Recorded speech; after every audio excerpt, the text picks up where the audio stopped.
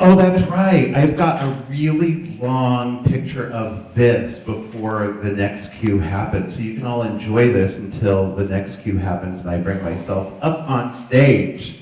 And then I can cut all of this out of the podcast once it's actually... I only got 1 minute in and I'm already talking about cutting a part of the show out. Oh, look, here I come! Joseph Lyons! Welcome to My Real Portland. Congratulations on making out of the house today. So let's begin tonight's episode like we do every episode by acknowledging that the land on which we gather is the unceded territory of the Chinook people, specifically the Multnomah and the Clackamas, coming to you live from the Clinton Street Theater for the first time in 2020. It's My Real Portland.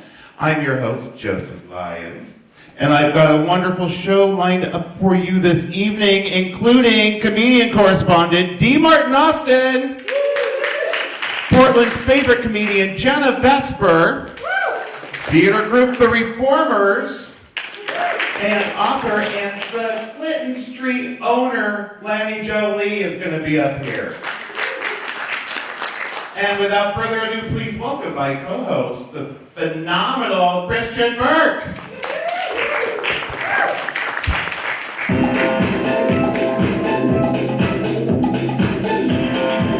There he is, Christian Burke. I was going to ask if I got a cool video too. Thank you for that. You do get a cool video. Isn't that awesome? I'm going to cry.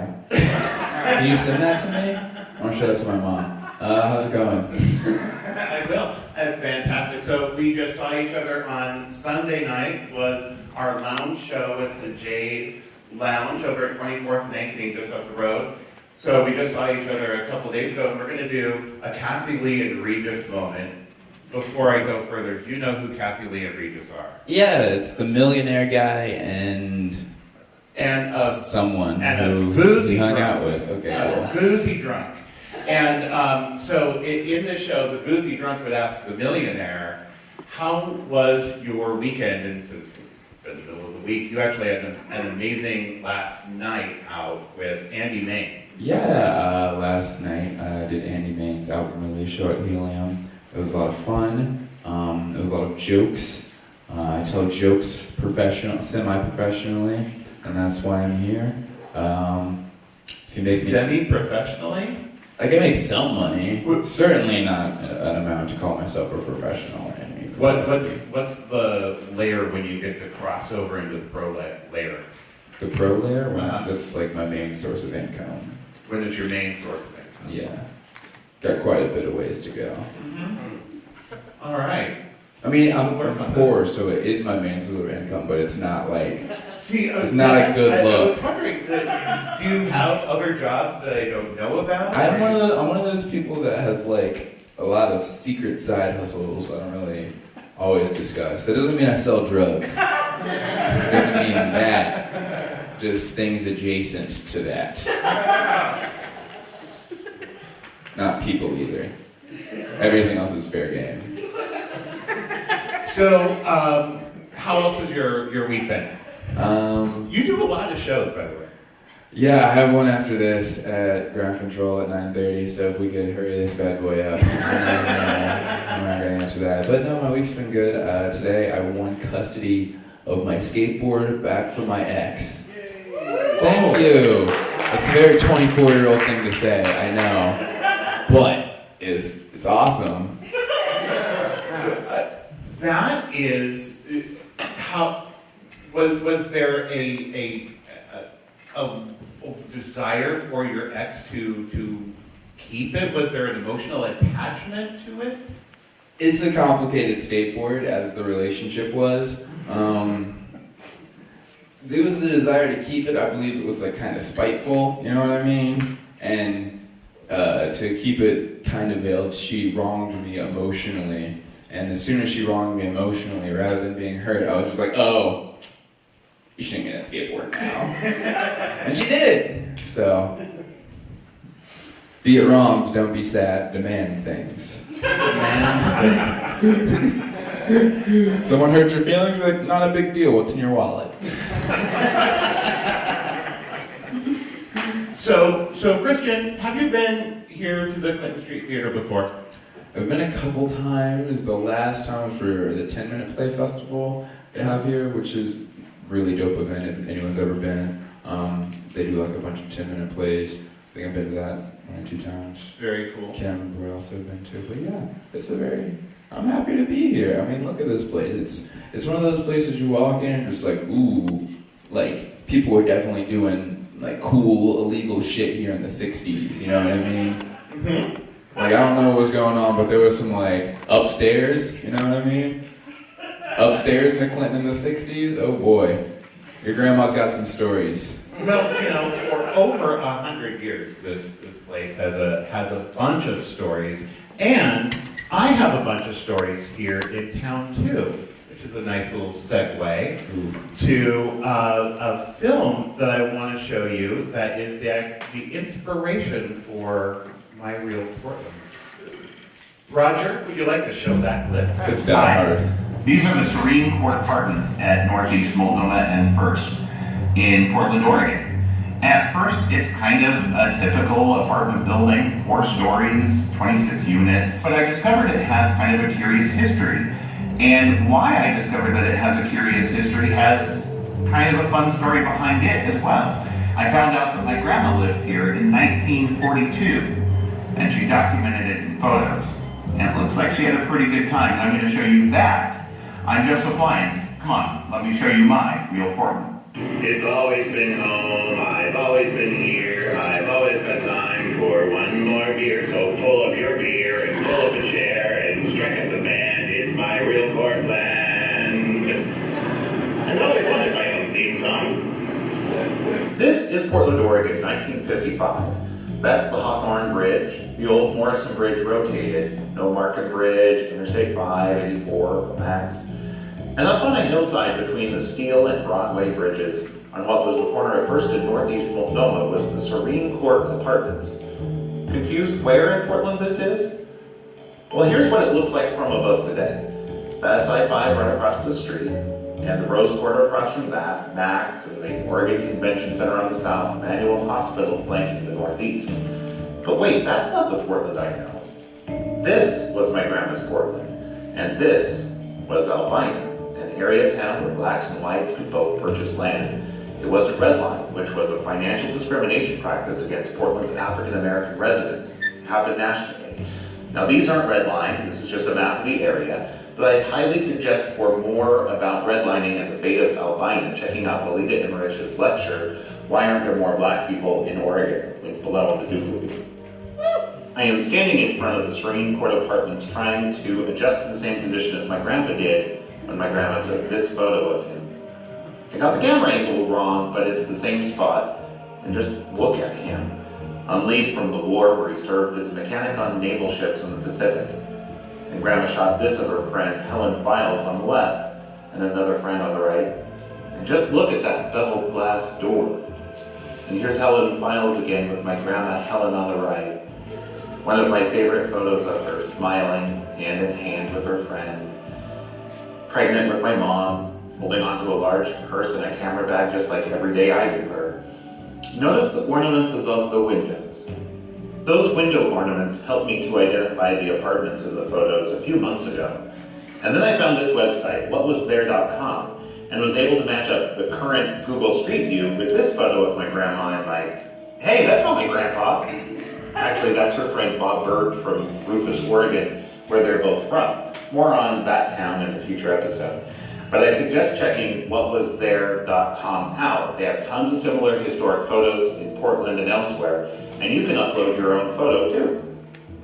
The Serene Court Apartments were built in 1912 by masons hired by a lumber guy, Mr. Mandius Olson. The March 23, 1913 Oregonian wrote, it was one of the most modern apartment buildings with 4 stories of bright crisp brick with white cement trimmings. The vestibule to the main entrance and lobby are finished in hexagonals and mahogany and have tiled floor, the ceiling of the lobby being finished in Italian Renaissance effects.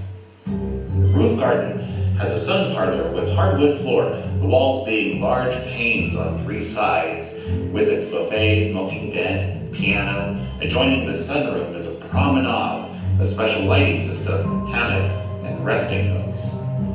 From the roof garden, one can obtain a sweeping view of the business district of the city, as well as the west side hills. I wanted to share a few more photos from my grandma's photo shoot.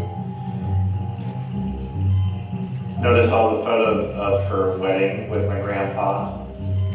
We have no idea who this guy is.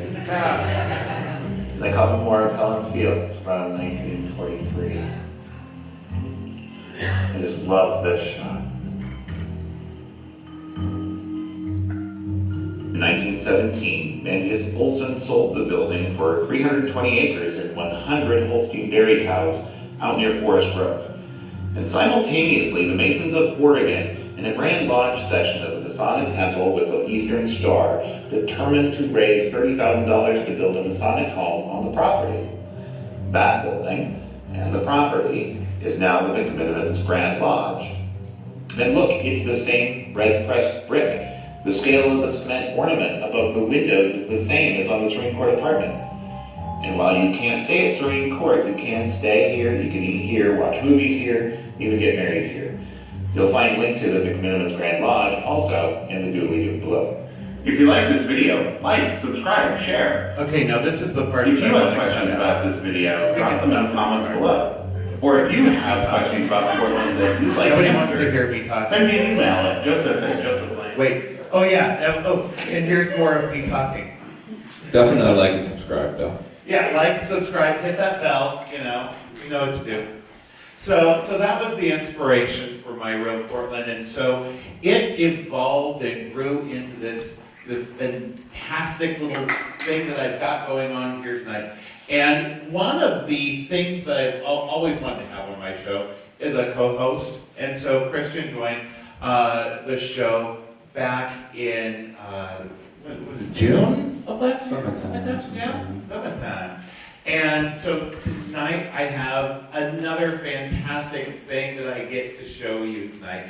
It is my guest is a correspondent that's going to be doing My Real Portland to help us get in touch with what's happening in the news and current events in Portland. You know, by the way, you made it out on the day when the United States Senate started impeachment proceedings against Donald J. Trump today. What a great feeling, and you're all here celebrating it with us tonight. And so to help understand the times that we find ourselves in, I want to bring up, let's see, we're going to cut some of this out here as I find myself in my notes, right?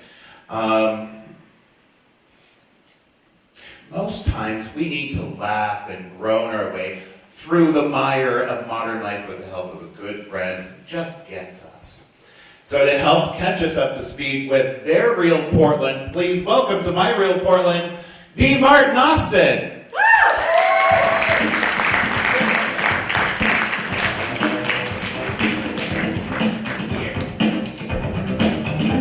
Which mic should I use? You can use that one. Oh, good. I like using cordate mics. I trust them more. I was told that I have to stay up here after my set, so I brought my alcohol with because I'm not doing this sober. I have morals and values. You all look so wholesome and delightful this evening, which is good. I brought nothing but wholesome, delightful material as well.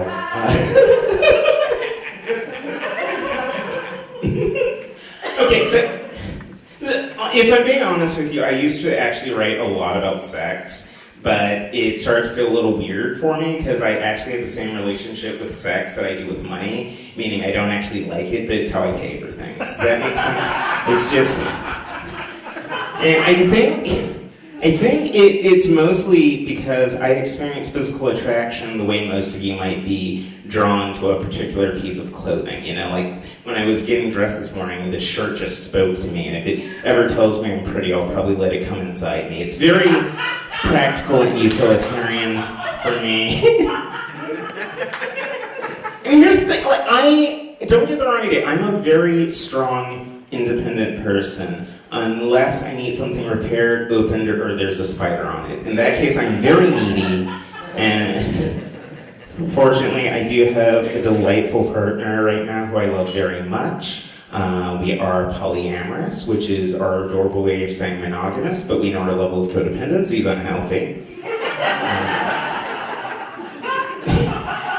It's nice, it's sweet. We have a very unique bond. It's rooted in the fact that we have similar genders, similar body types, identical faces, and it's the best sex either of us have ever had. Seriously, if you've never been dicked down by your doppelganger, I highly recommend it. I mean, if you really think about it, if you're gonna have a clone, you may as well fuck it, right? Like, that's just science. Like I said, I have morals, so.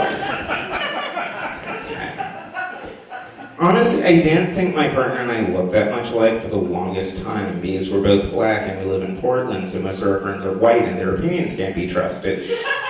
But then my own brother contacted me and said we look like twins. And that means more coming from my brother because we also look like twins. And I also understand that if you're listening to this entire narrative, it might sound like I want to have sex with my brother, and that is not true at all.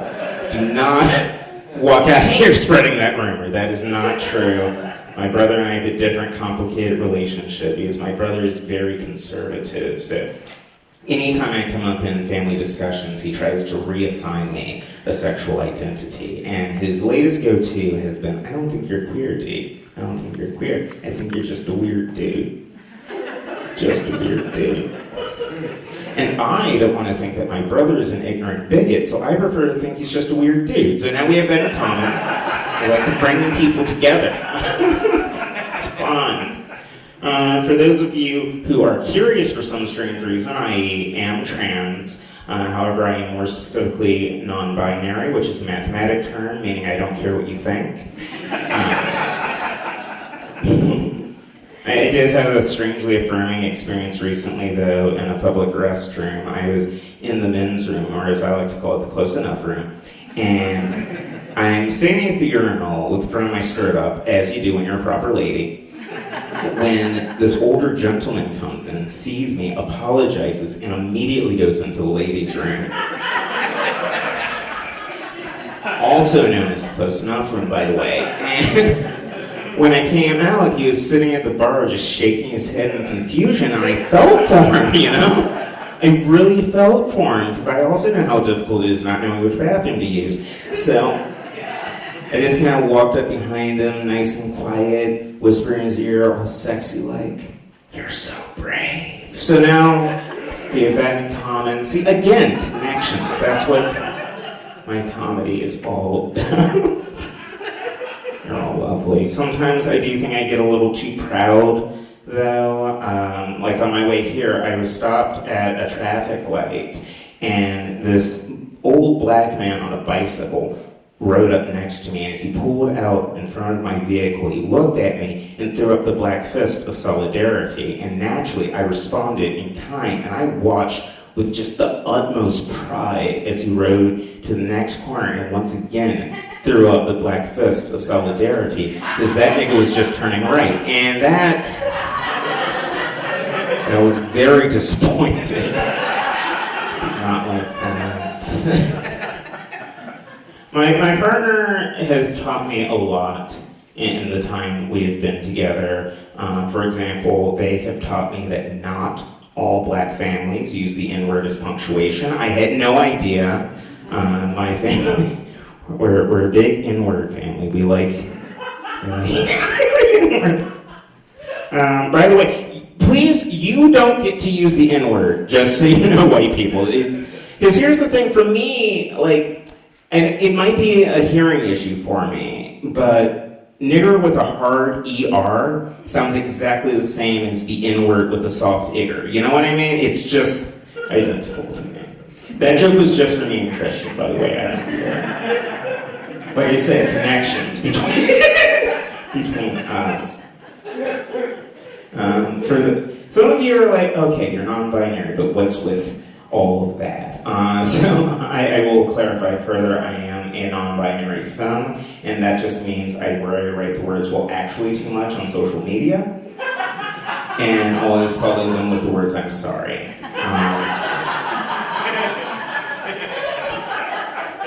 For any straight people in the audience who don't understand why that joke is funny,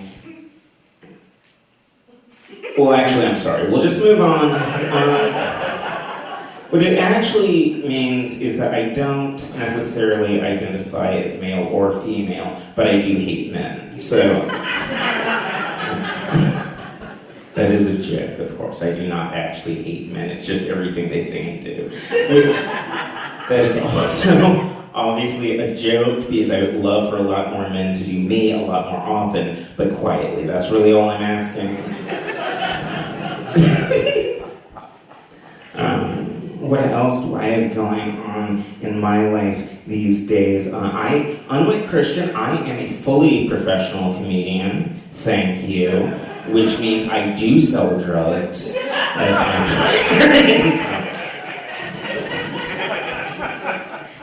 That's really the cutoff for being a professional comedian, by the way, Joseph. It's just, can you buy the drugs to sell to pay rent? And the answer is yes.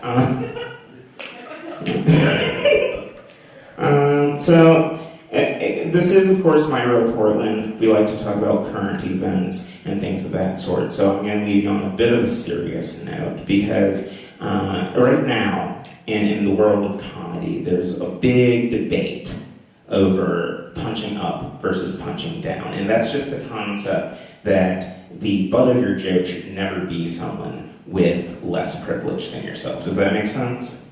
Perfect. Personally, I don't like punching anyone because my hands are very soft and delicate, and they need to stay that way for hand jobs because I got bills to pay. But as a result, I write a lot of self-deprecating jokes. You know, a lot of jokes that make fun of me. I like to be the butt of my own jokes, and sometimes that leads to confusion. So I want to clarify that I love me. I am fucking amazing. Look at me. Are you serious? Thank you. Good job. That was the correct response. Professional audience. Good job, Christian. Detail. Yeah, I do love myself. I love everything about my identity and my communities. I love being black. I love being trans. I love being queer. There's one thing I don't really like about being trans, though, and that is the number of people who try to relate to me based on their love of RuPaul's Drag Race. And here's the thing I need everyone to understand once and for all, okay? RuPaul is a hyper-feminized caricature of a woman played by a man who, when not performing, lives and identifies as a man. Fair. Whereas I, D. Martin Austin, am a hyper-feminized caricature of a non-binary femme played by a woman who, when not performing, lives and identifies as a recluse. Those are two different things. So, you're all beautiful and I love you. Joseph, or do you want to spend time with me? Okay. Fantastic, come on up. Christian, you too? I say we'll see.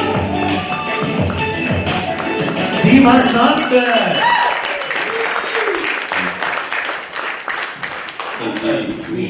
Where are the rest of the crayons? Rest of the crayons? I believe he was trying to imply that I'm dressed like a crayon. Ah. Which is... Oh, I see what you did there. Yeah. The look I'm going for is like everyone's strangely religious aunt.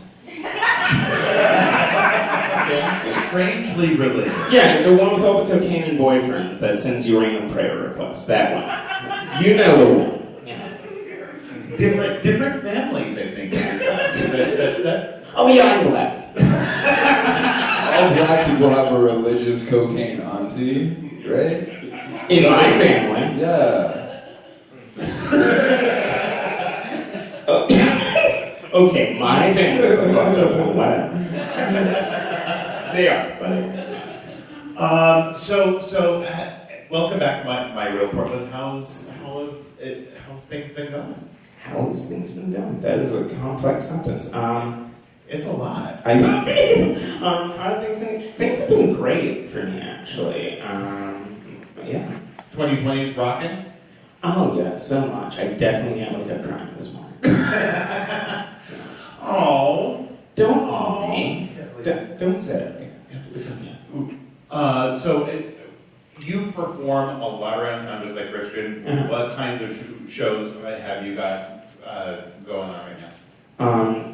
Really gay ones. They're mostly gay. No. Right now, I am co-producing, co-hosting a monthly showcase with Carlos Kareem Wendell, which has been fantastic. It's called About Something. Yes. Every first Friday at Jack London. Beautiful. And I also have the Ori Salon coming up at the end of February. That's going to be the third Sunday of every month, or last Sunday. I don't know how time works. I should mention that. It's very difficult. But yeah, I think it's the last Sunday. But yeah, it's a multidisciplinary POC open mic, but really salon. Just a showcase where a bunch of POC artists of all sorts of different disciplines get together, share what they do, and get celebrated. I love that. Part of the idea of this show was the idea of bringing a salon together. That word is so underused. And Thankfully, I can wait for that. I didn't come up with it. Well, still, you get to do it. So, I didn't have any other questions for you. Really, is there anything else that you want to talk about before we do the Portland questionnaire? I want to know what kind of black people activities you have planned for Black History Month. I celebrate Black History Month every day of my life by smoking a shit ton of weed. So much weed. You would not believe. I don't believe. Yeah. Look at me right now. I for sure believe. We are both celebrating as we speak. Okay. I'm actually still high myself. This show is going great with all three of us. Hello, are we hosting a show? So let's do the Portland questionnaire. Check that out. That is how like the wedding I get explosion. I know. What is our graphics budget now? And Am I okay doing this? All of the budget. That was your entire budget right there. None of us are getting paid. That's $6,000. So here is tonight's Portland questionnaire. What is your favorite smell in Portland? My favorite smell in all of Portland would be the cum flowers by the Chinese Garden. You know what I'm talking about. I don't know why you enjoy that, but that is a thing. Have you met me, Christian? I seem like someone that does not know him. I get enjoying cum, but the odor is almost objectively foul. Don't judge me. You know, it's interesting when you hate men, but love the smell of their cum. It is very complicated. Life is complicated. Complicated. That should be the name of an open mic called Complicated. I don't think you'd want the type of people that would show up to that open mic. You mean stand-up comics? To a cum-based open mic. You mean everyone we know? All of our colleagues. Everyone. That would be a packed house, actually. Yeah. What's your favorite? What's your favorite sound in Portland? My favorite sound in Portland. Your melodious voice. Aww. But I'm you're not juggling your testicles.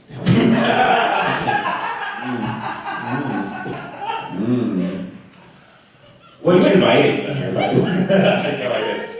What's your favorite bridge in Portland? My favorite bridge? That's actually a really challenging question. Mine is anyone that I haven't burnt down. Honestly, it kind of depends, because I really like the St. John's Bridge. It's gorgeous. Also, I just like the St. John's area so much. It's lovely and historic. If you've never been there because you're white, it's lovely. Don't stay there if you're white, by the way. That's weird. That's called gentrification. But I do love the St. John's area, the St. John's Bridge is lovely, but I also love the Hawthorne Bridge because I live on Hawthorne, and it's the bridge that takes me from my job to my apartment. Mm-hmm. Yeah. So it literally bridges you to the... Yeah, I have a very close relationship with the Hawthorne Bridge. What famous Portlandian would you most like to meet? None of them. I've met most of them. Let's see. What famous person? So, person who currently lives in Portland or once lived in Portland? Just anyone.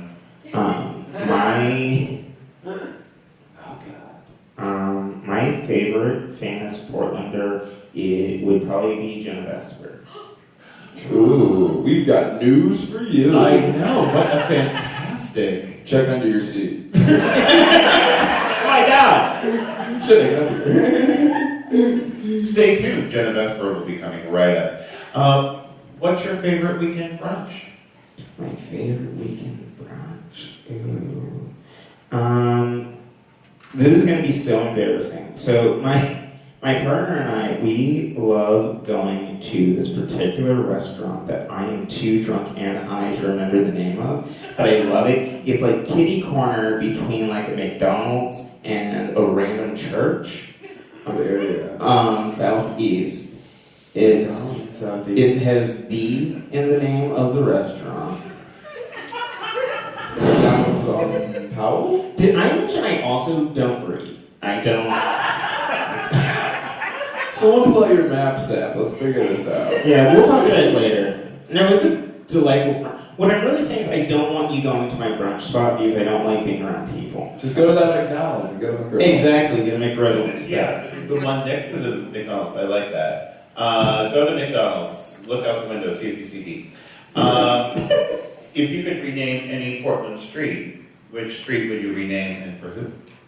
Oh damn, that is quite a question. I would rename Cooch because how dare you? Right? Yeah. And who would I name it after? Does it have to be a person? No. Okay, Whatever good. you'd like to name it. I would name it. I would name it Wilma Street. Wilma. Yeah, I have a stuffed platypus named Wilma. Sweet. Yeah, she's dope. She lays flat, so I think that's appropriate. Absolutely. And I don't see why Portland would Why do people like Cooch? Because Cooch, that's why. It's funny. I don't want a strict name. I don't want a joke name. No. You take your street seriously? I take my streets very seriously, son. I take my street. Don't be joking on my streets. Give me a more serious rap. Taking Burnside. Sorry. So speaking of a very serious answer here, if you were a tree, All of my answers are serious. right? If I was a If tree. you were a tree, which Portland park would you want to be planted in? Mount Tabor. Mount Tabor, yeah. Damn, easy. Mm-hmm. Yeah, beautiful views and all that. Great. Once again, D. Martin Austin.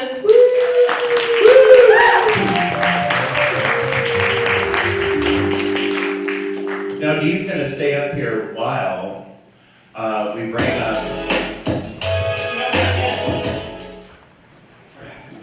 just a minute. We're going to see that graphic.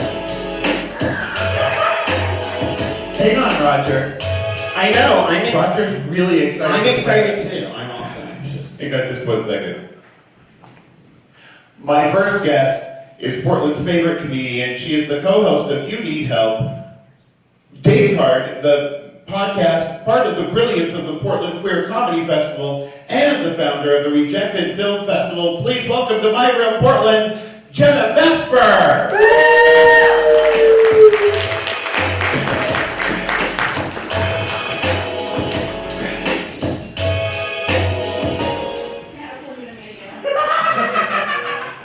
Pleasure to meet Dee. Wow, everyone's going to be up here the whole time? Is that okay? Yeah, you're doing comedy now, right? Yeah, we can do that. Oh, are you doing comedy now? Yeah. In front of us? Yes, so. This is going to be the best thing. I've never been on this side of stand-up comedy before. We should make very neutral faces to give Jenna a fair chance. Don't make any laughter noise at all. That'll throw me off. You guys don't make any laughter noise too. JK. Wouldn't it be funny if I actually wasn't Jenna Vesper? After all those things? Okay, it's great, whatever. How's everyone doing? Doing good? Oh my god, doing good. I'm doing good. I'm having a really great fuck girl winter. Anyone else? Being a fuck girl has no season, y'all. You can do whatever. Like, I'm currently leaving like 5 people on red right now. It's pretty nice.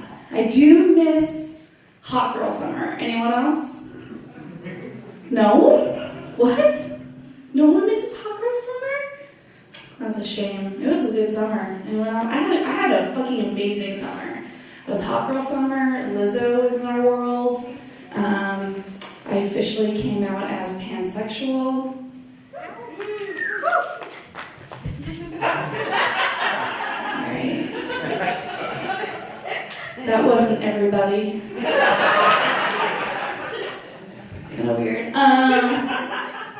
Usually there's like an echo here, but usually there's like a whole like standing applause break for that. But whatever. It's okay. It's too late. I will say, as awkward as that response was, it was still better than my stepdad's.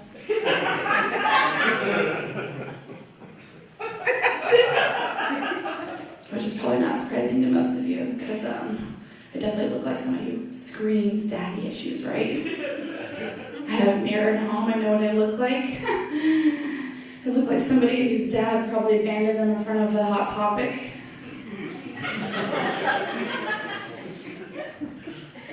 And now I masturbate to Disney porn. Because I do.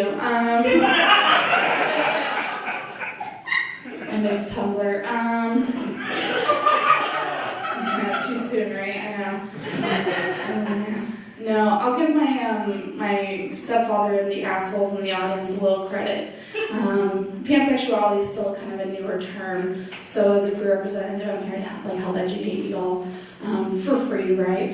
Emotional labor. Pansexuality to me means that I will fuck you, regardless of how you identify on the spectrum, as long as you text me back.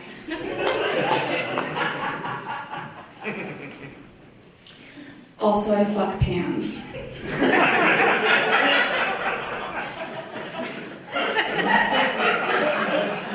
Clearly, I'm just pandering to the audience. Because low-key, I will fucking anything. It's just pandemonium in my bedroom.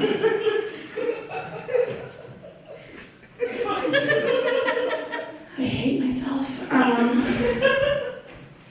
am having kind of a weird week though, y'all, because I woke up yesterday with a surprise UTI. I know. Fucking sucks. I'm really, pissed off. Anyone else? Anyone else have a UTI? No? Maybe? I'll take a maybe. Keep hoping I'll come into a room and we'll all have UTIs and be cycling up like our periods. No. I am confused and a little pissed off as to why I have a UTI, because I'm really confused, because I don't know about you guys, but I only personally get UTIs when I fuck a 28-year-old sad boy who didn't wash his hands good enough.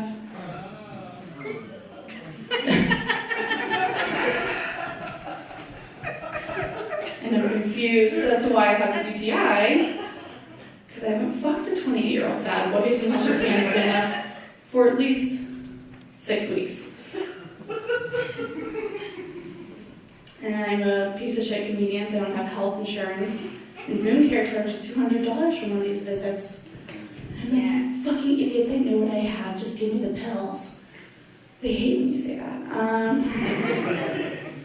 But it's just like, fuck Zoom Care, you know? Because apparently Zoom Care doesn't care that Ian hasn't texted me back in 6 weeks. So I was doing some spring cleaning, and not spring cleaning, I moved, and I was cleaning out a room, and I found my first ever vibrator I bought for myself. Yeah, it was a really sweet reunion. No, that's an appropriate response. I hadn't seen her in like 3 years. And it turns out she was under my bed the whole time. Who would have known, right? And I pull her out and I'm just like, damn, girl, you look good. Have you been hitting the gym? What have you been up to? Who have you been up to? No, it was good. It was good to see her. My other vibrators did get jealous, of course. Because, you know, they were like, here's the thing. People love talking about being polyamorous in this town. But they never talk about how hard it is to be polyamorous with your 6 vibrators. My battery bill is off the charts. It's fucking outrageous. And everyone thinks you can just vibe together, but you can't. I do have my like main boo, my like bottom bitch vibrator, my bae. She's a rechargeable vibrator because I am smart sometimes. Yeah, no, I love her. She's my boo. I love her so much. We sleep together in bed, like literally. She's in my bed right now. Next to me, I love her. Because I feel like it's really inhumane to just use the vibrator and then just like shove her in a drawer, you know. So I sleep with her, and like, sometimes I wake up in the morning and she's stuck to my back. And I'm like, I guess I am the little spoon.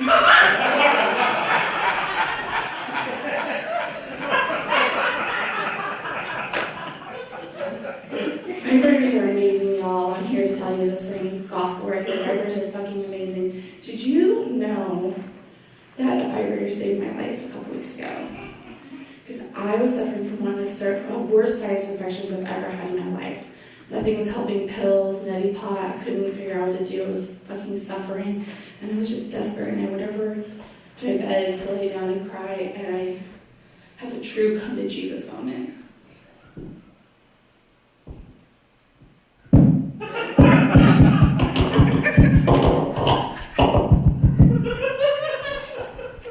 Best orgasm I've ever had. This is fucking not even a joke, y'all, this is true. Use a vibrator the next time you have the sinus infection that's going around. You'll thank me later. It fucking worked immediately. My ears popped. I could breathe. I was like, hallelujah, this is amazing. And then I started realizing you can use vibrators for fucking anything, y'all. Like so much. This is a fucking TED Talk about vibrators now. Fuck your podcast. Did you know you can use a vibrator to massage your feet? No one wants to talk about it, but you can. Great, you can use them for so many things. For the kind of housewives in the audience, you can use it to mix some paint swatches. For the bros in the audience, I saw a couple of them. For the bros in the audience, you can use your vibrator to mix your protein shakes. Or your egg whites, I don't know. Final life hack for you idiots. I don't know why I'm so mean. If you're too sad and lazy and depressed like me to get out of your bed and wash your vibrator between all of those uses, just use a sheet in between.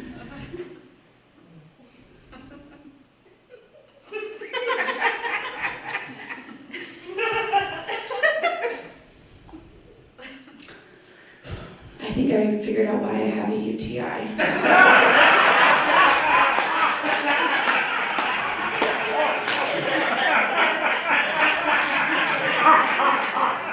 It all checks out. Well, I'll go to the doctor tomorrow. Thank you guys. Good job.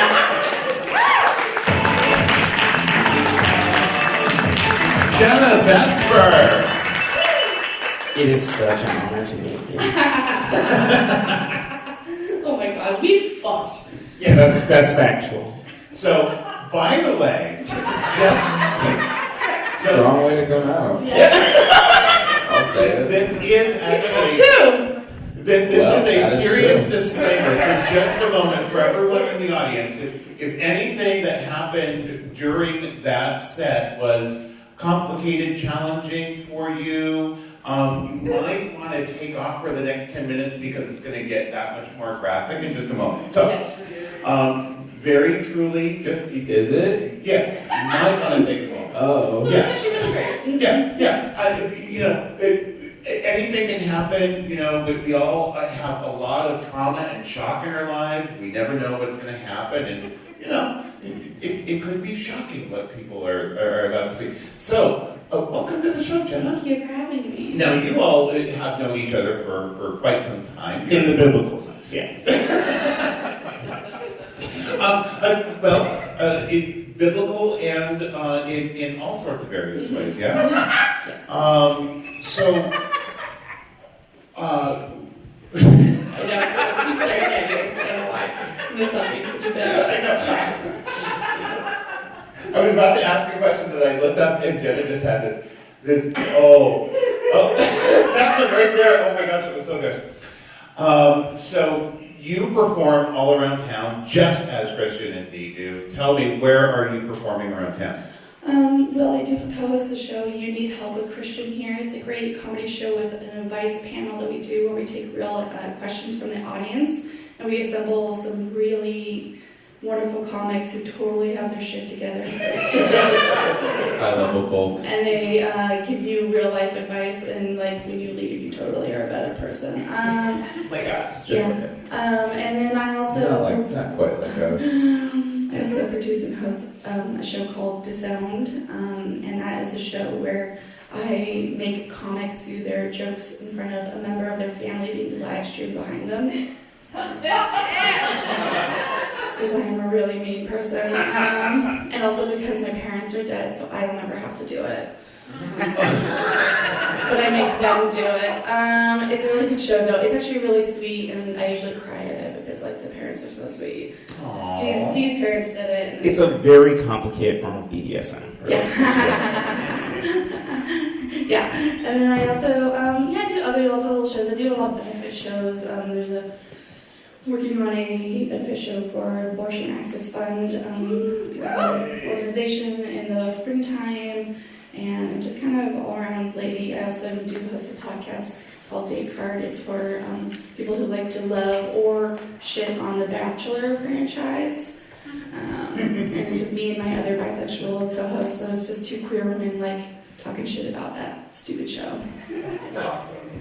I hate that show. No, for sure. We It's- still haven't had me on. Yeah, it's terrible for sure, but sometimes it's a fun thing to like dissect and call out the problems. Right. So we kind of are more aware of it as a culture. That is actually that I might actually tune in for.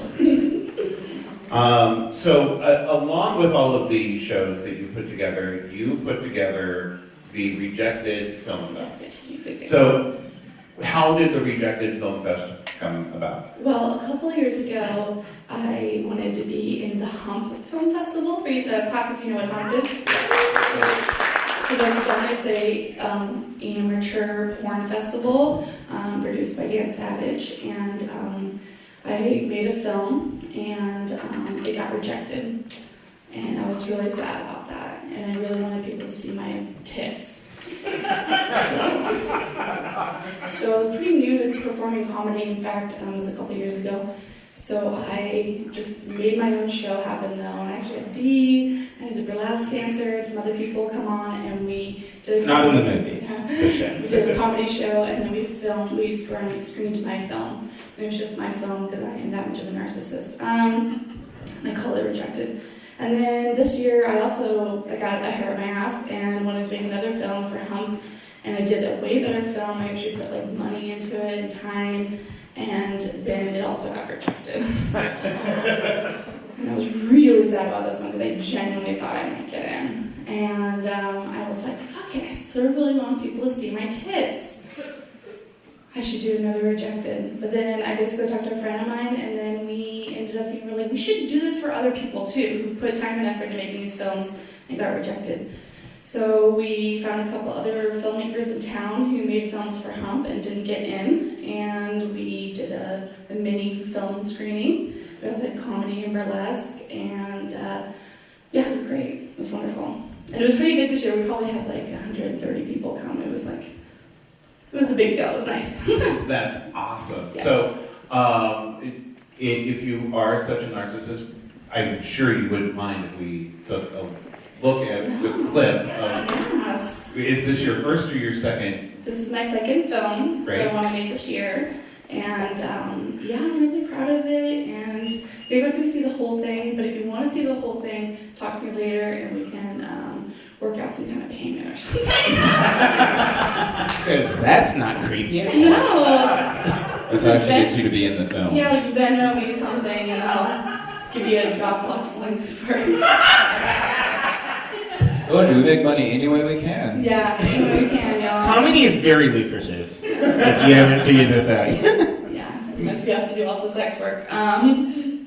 Mostly. Actually, you could probably make a lot of money with an OnlyFans page, right? Thank you for And saying that, yeah. I'm thinking upload about your it. videos Yeah. to it. I think it's a great idea. Roger, can you roll that clip?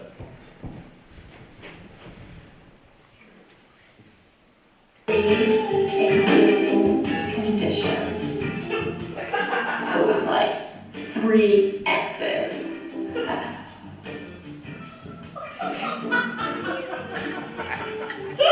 Check it. It's gonna be this super hot gangbang for this There they little lady is getting fucked. And I mean fucked. Over by the government.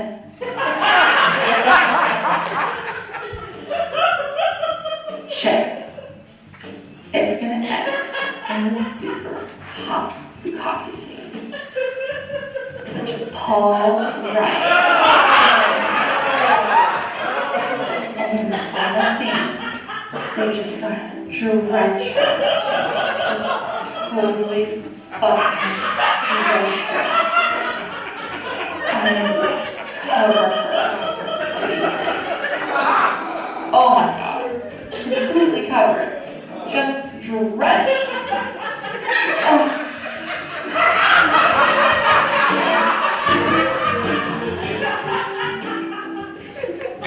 And then they're all gonna say in unison, see, now you're covered.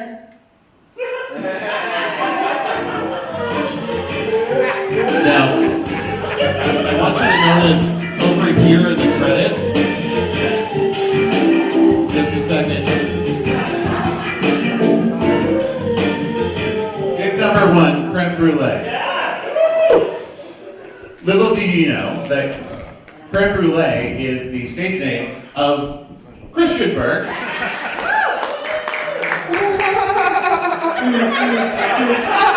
If you don't mind me saying it, I mean this in a purely professional way. So bad. Everyone just leave a place. I mean this in a purely professional way. Nice dick. Good on you. Good on you. Totally professional. Yeah. It was such a good It was a great bit. It was a fun time. Proud of you, Jenna. Thank you. You do amazing work. Thank you. I'm not sure why they didn't get in. Me neither. I especially like that last squirt. I mean, that was just delicious. That's always the best part, right? Yeah, the last one. Also, let's note that it was directed by Chris Edrick, one of our other colleagues. Yes, another one. You should check out Chris Edrick for sure. Yeah, They they're filmed and directed. Yeah, they're delightful. Yeah, no, it was really great. Even though And, they have never texted me back. But, Ooh. also, I want to say is like to the people listening and people in the audience or whatever, get out there and make porn. It's really fun. Hump's really great. You can do whatever you want. It can be like vanilla, kinky, with any type of body. It can be mean. And we want more bodies in the world. This year's Hump Film Festival, I'm gonna like totally get blocked by Dan Savage.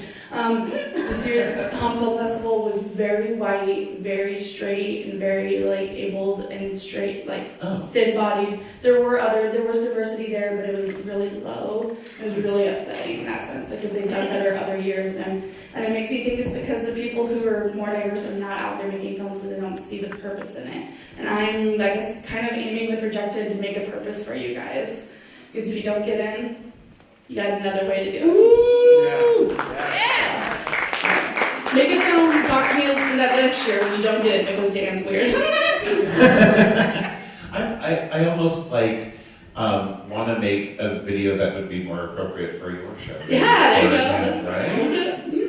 That's Can I tell my fun anecdote about this? Oh, please do. As you know, I was in that. Let's not talk about it. This was a time in my life where, for a while, my main source of income was being Spider-Man at children's birthday parties. I'd go to a birthday party dressed up as Spider-Man and perform for the children Comedy is for an very hour. lucrative. Comedy is very lucrative. Now, my source of income, I went to that straight from that.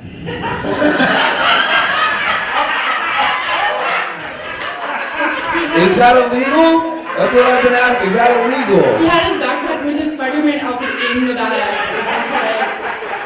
It was a busy day. A lot of web. A lot of webs.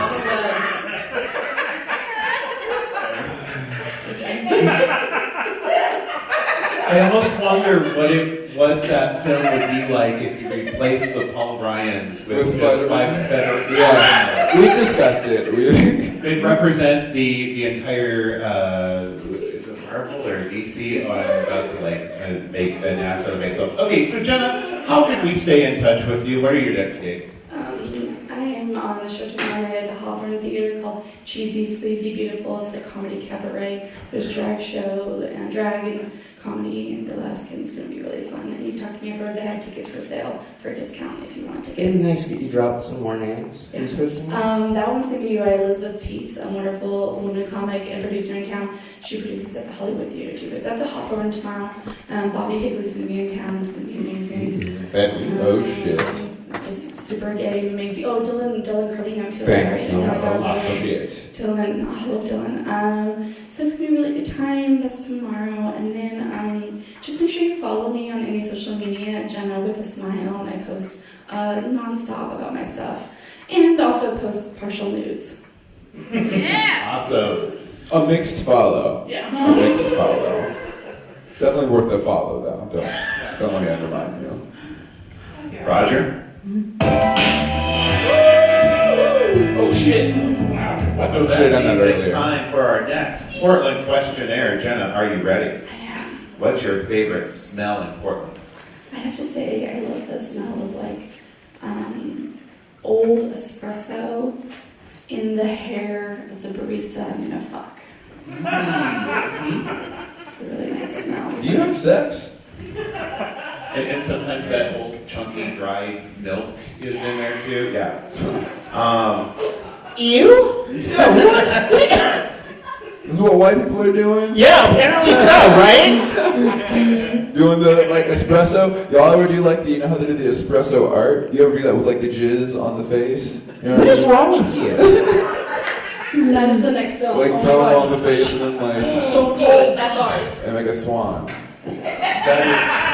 I apologize. These two are very naughty. No one told me about the content of this show before I got here. Oh my God. What's your favorite smell in Portland? Or sound. Excuse me, sound in Portland. Let's see, my favorite sound. Currently is probably when my hop pass actually works on the bus. And it makes That me damn app. Yeah, That elusive sound. yeah. But it doesn't Right. happen very often, so when it happens, I'm like, yes.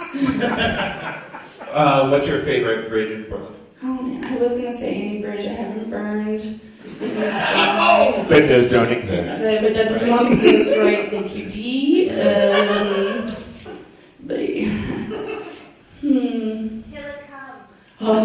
Oh, that is great because we were talking about okay. You stop it. I'm very innocent. I got dibs on that, by the way. Cole's gonna be so mad at you for contaminating. What Portlandians would you most like to be? Sorry. Whichever one gave me this sickness so I could punch them. No, JK. Probably Damian Lillard. Ooh. Yeah. Really, I name you, and you go with Damian. Yeah. Yeah, that's fair. Amazing, yeah. That's fair. How many playoff series have you won? Yeah, exactly. Touche. Where is your most favorite weekend brunch? Ooh, I really like Juniors on 12th or 11th. I used to really go to Jeannie's too. That's a good one. Yeah. on Upper Hawthorne. But I started getting really bad poops after I ate there all the time. Right. Wow. Maybe it was just the hollandaise sauce that I just eat all the time, which is probably not good. You should probably order the hollandaise sauce on top of food. Yeah. And not just a bowl of hollandaise. And not just in a shot. Yes, that's the problem. Put it out there. Good to know. Good to know. My new favorite is Midpoint. In Hawthorne, Powell in the 52nd area. It's a little, you would not know it's a place to go to eat. And it's fucking delicious. Midpoint. If you could rename any Portland street, which street for who? Okay, I've been wrestling with this, but this is my honest answer. It's not at all that I don't want to respect it at all, but I want 39th Avenue to be back to 39th Avenue. That's fair. That's racist. I know, it's not for that reason. I've been here for 17 years, and I was like, that one really still messes me up, but I just moved onto an apartment on 39th, and so now I have You to. mean Cesar de Chavez? Cesar Chavez. Estrada Chavez. But we could respect it. I think, like, why didn't we just open a park or like a really cool rec center and actually do good for our city? It does and honor these people and like do good shit instead of just change the street name. Cesar Chavez didn't want 39th to be named after him. There could be a lot of other ways of. Yeah, of I honor. do know that. Yeah. You didn't see this. Maybe that was like his entire goal. Like maybe that was the whole point. Just What was get it really about? 39th Avenue in Portland, Oregon named after him. If I could just have that one street. Make it all worth it. For labor and the movement for the Latinx. Okay, so last question. If you were a tree, which Portland park would you like to be planted in? That is tough.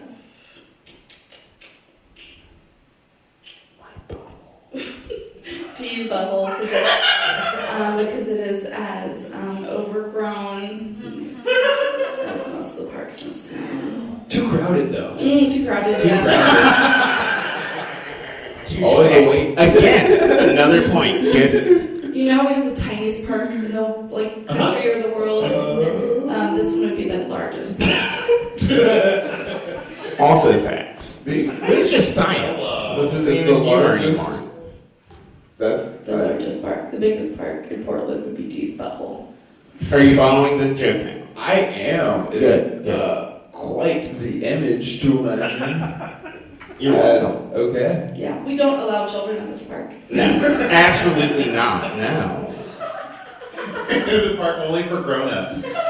All right, well, with that, ladies and gentlemen, and everyone else in the audience, Jenna Vesper.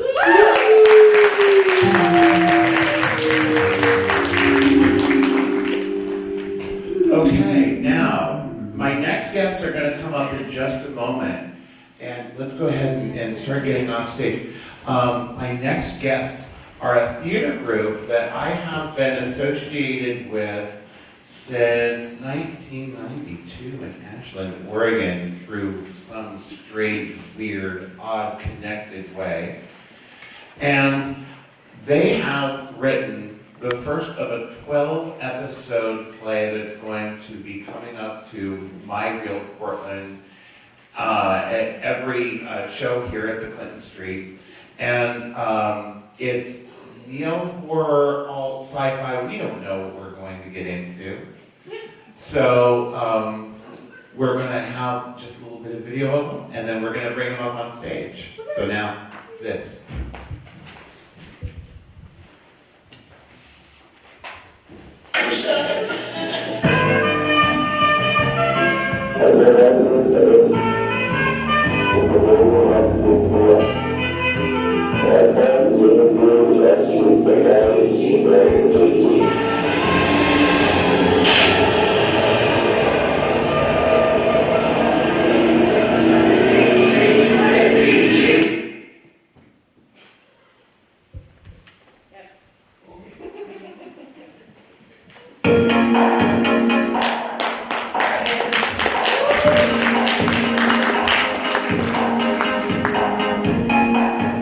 Hello.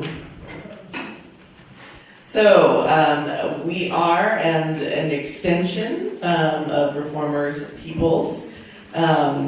We have one here that we worked with quite a bit in the beginning, and she now lives in Scotland, but we hijacked her for the evening. And then I'll let Caitlin introduce herself, but we also have a friend that we pulled from the audience who was in our last 2 shows. She just do this last minute because we think you will enjoy it more. Caitlin? Hi.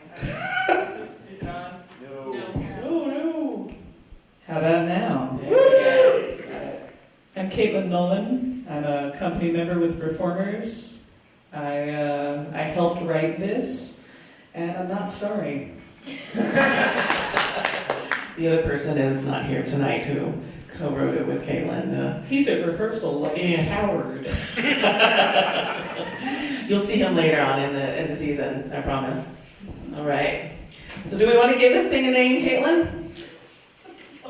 I helpfully titled it Script, My Real Portland. This is what you're in for tonight. Instead they pay me the big bucks. Yeah, exactly. All right. So we shall start.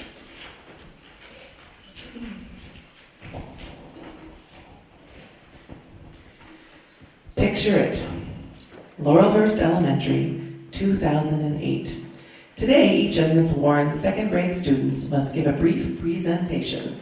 The topic, my role model. And even though her life was tragically cut short, Princess Diana's commitment to helping the poor, sick, and outcast have ensured her memory will live on forever. When I grow up, I want to be like her and help those who are less fortunate. Thank you. Very good work, Haley. You can take your seat. Ava?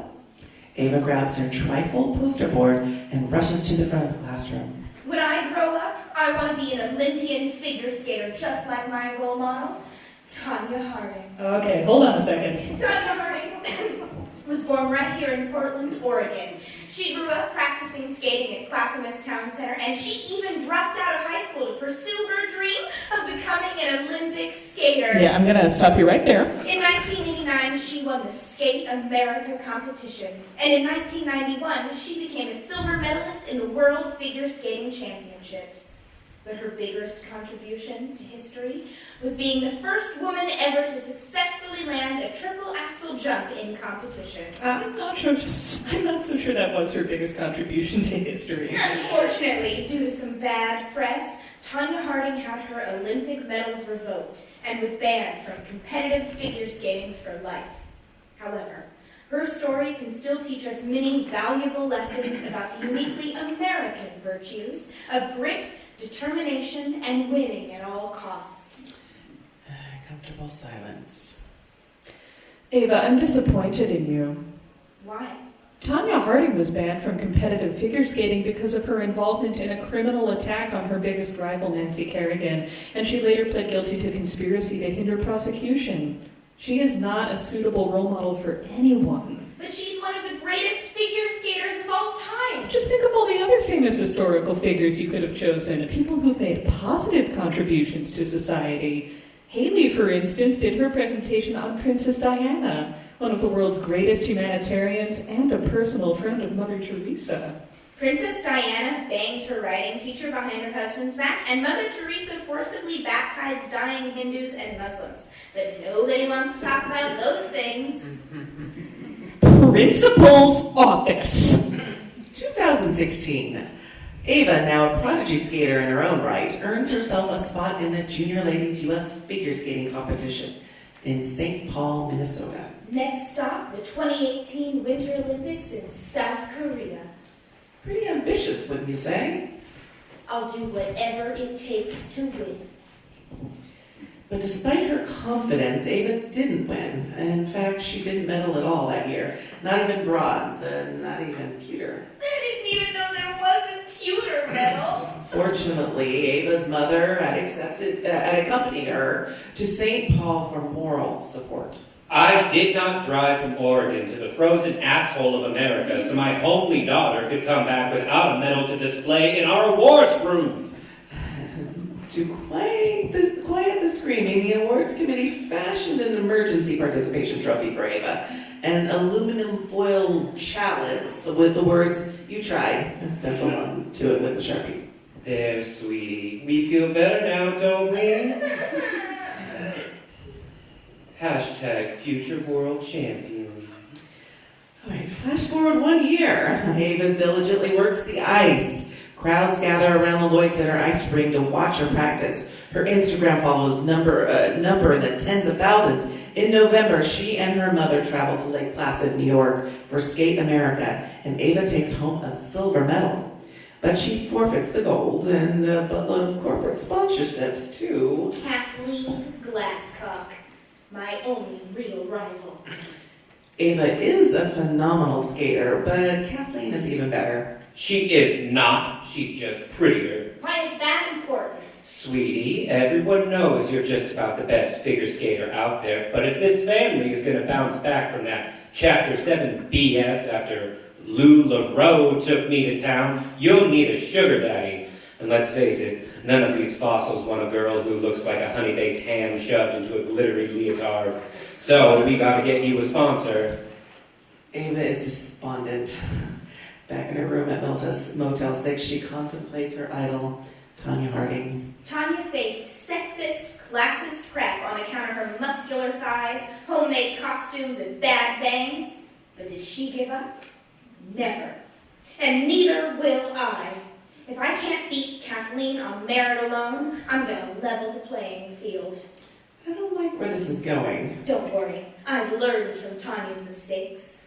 Good for you, Ava. There's no clubs in Kathleen's future. The obvious solution here is witchcraft. Wait, what? I'd better start learning now. Ava knows she's the superior athlete, so she wants to concentrate her efforts on performing a glamour spell that will alter Kathleen's appearance while she skates. Right now, Kathleen is a 10. If I want Olympic gold, I need to take her down to a 6. If she doesn't look so Miss Prissy Pants, then we're equals. Fast forward to the 2018 Winter Olympics in South Korea. Kathleen Glasscock is nailing her short program, and the crowd is losing their minds. Ava watches from the edge of the ice rink, directing all her psychic energy toward making Kathleen look a little less attractive, a little less special. She has no way of knowing Kathleen's routine is about to become the most infamous event in figure skating history.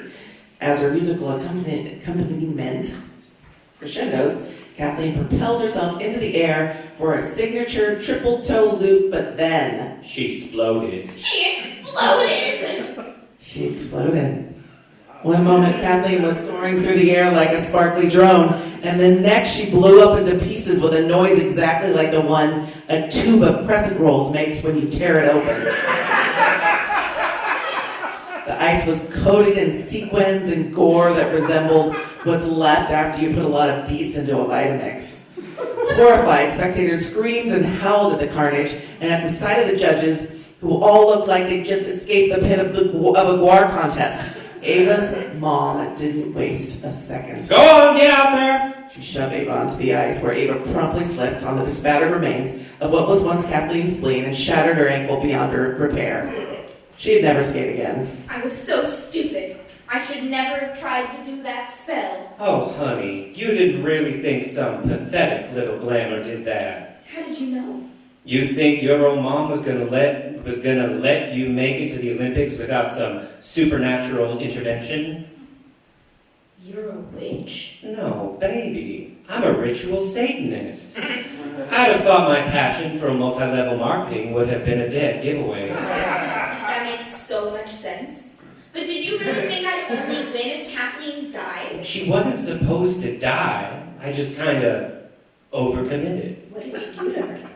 Well, I'm not allowed to spill the beans on the cult. Let me just say I had to give some of my blood. A lot of my blood. It only works if you take yourself to the edge. I just about died myself. I thought it was all above board at the beginning. Met at Doc's, had some jalapeno cheddar fries, couple of buds.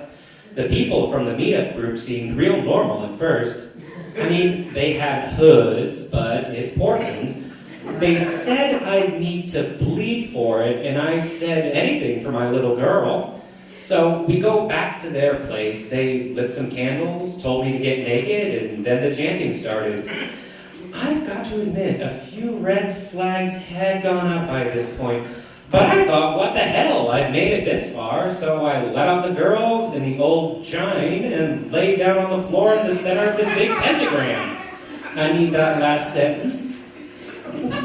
They brought out this giant ass knife. This sucker was, I don't know the inch system, but it was big. Before I know it, they were splashing, draining me like a stunk pig into this big-ass punch bowl.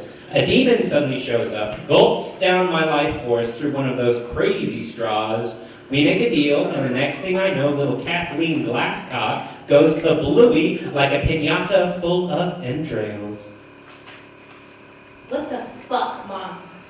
I did it for you, sweetie. I guess if your intentions were good, that's all that matters, right? Right. And so, having learned absolutely nothing, Ava and her mom returned home to Oregon.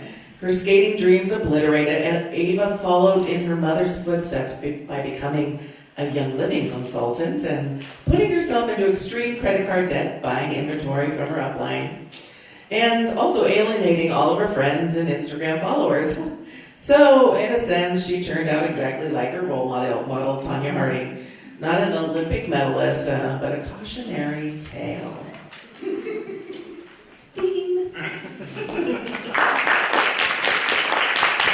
The Reformers!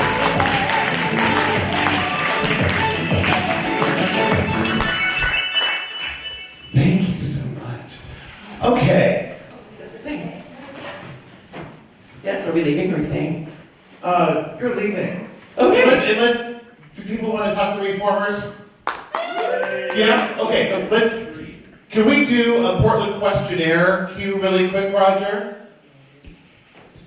We can. Feel alive. Okay, so the Reformers, what is your favorite smell in Portland? Ooh, I've had one of these since the first time it was asked, because I smelled it today. It's that Fran's Bakery fresh bread smell. I went on a field trip there at some point in elementary school, and they sent you home with a tiny loaf of bread, and I always just get sense memory walking, being near the Fran's Bakery. I love that place. Yeah, I live by there, so I can smell it every once in a while. What's your favorite sound in Portland? What's a sound? It's the Let's sound of see. silence. No, it's the people walking by my house yelling and screaming at 3 a.m. Favorite? It's favorite sound. Yeah. Because it wakes me up.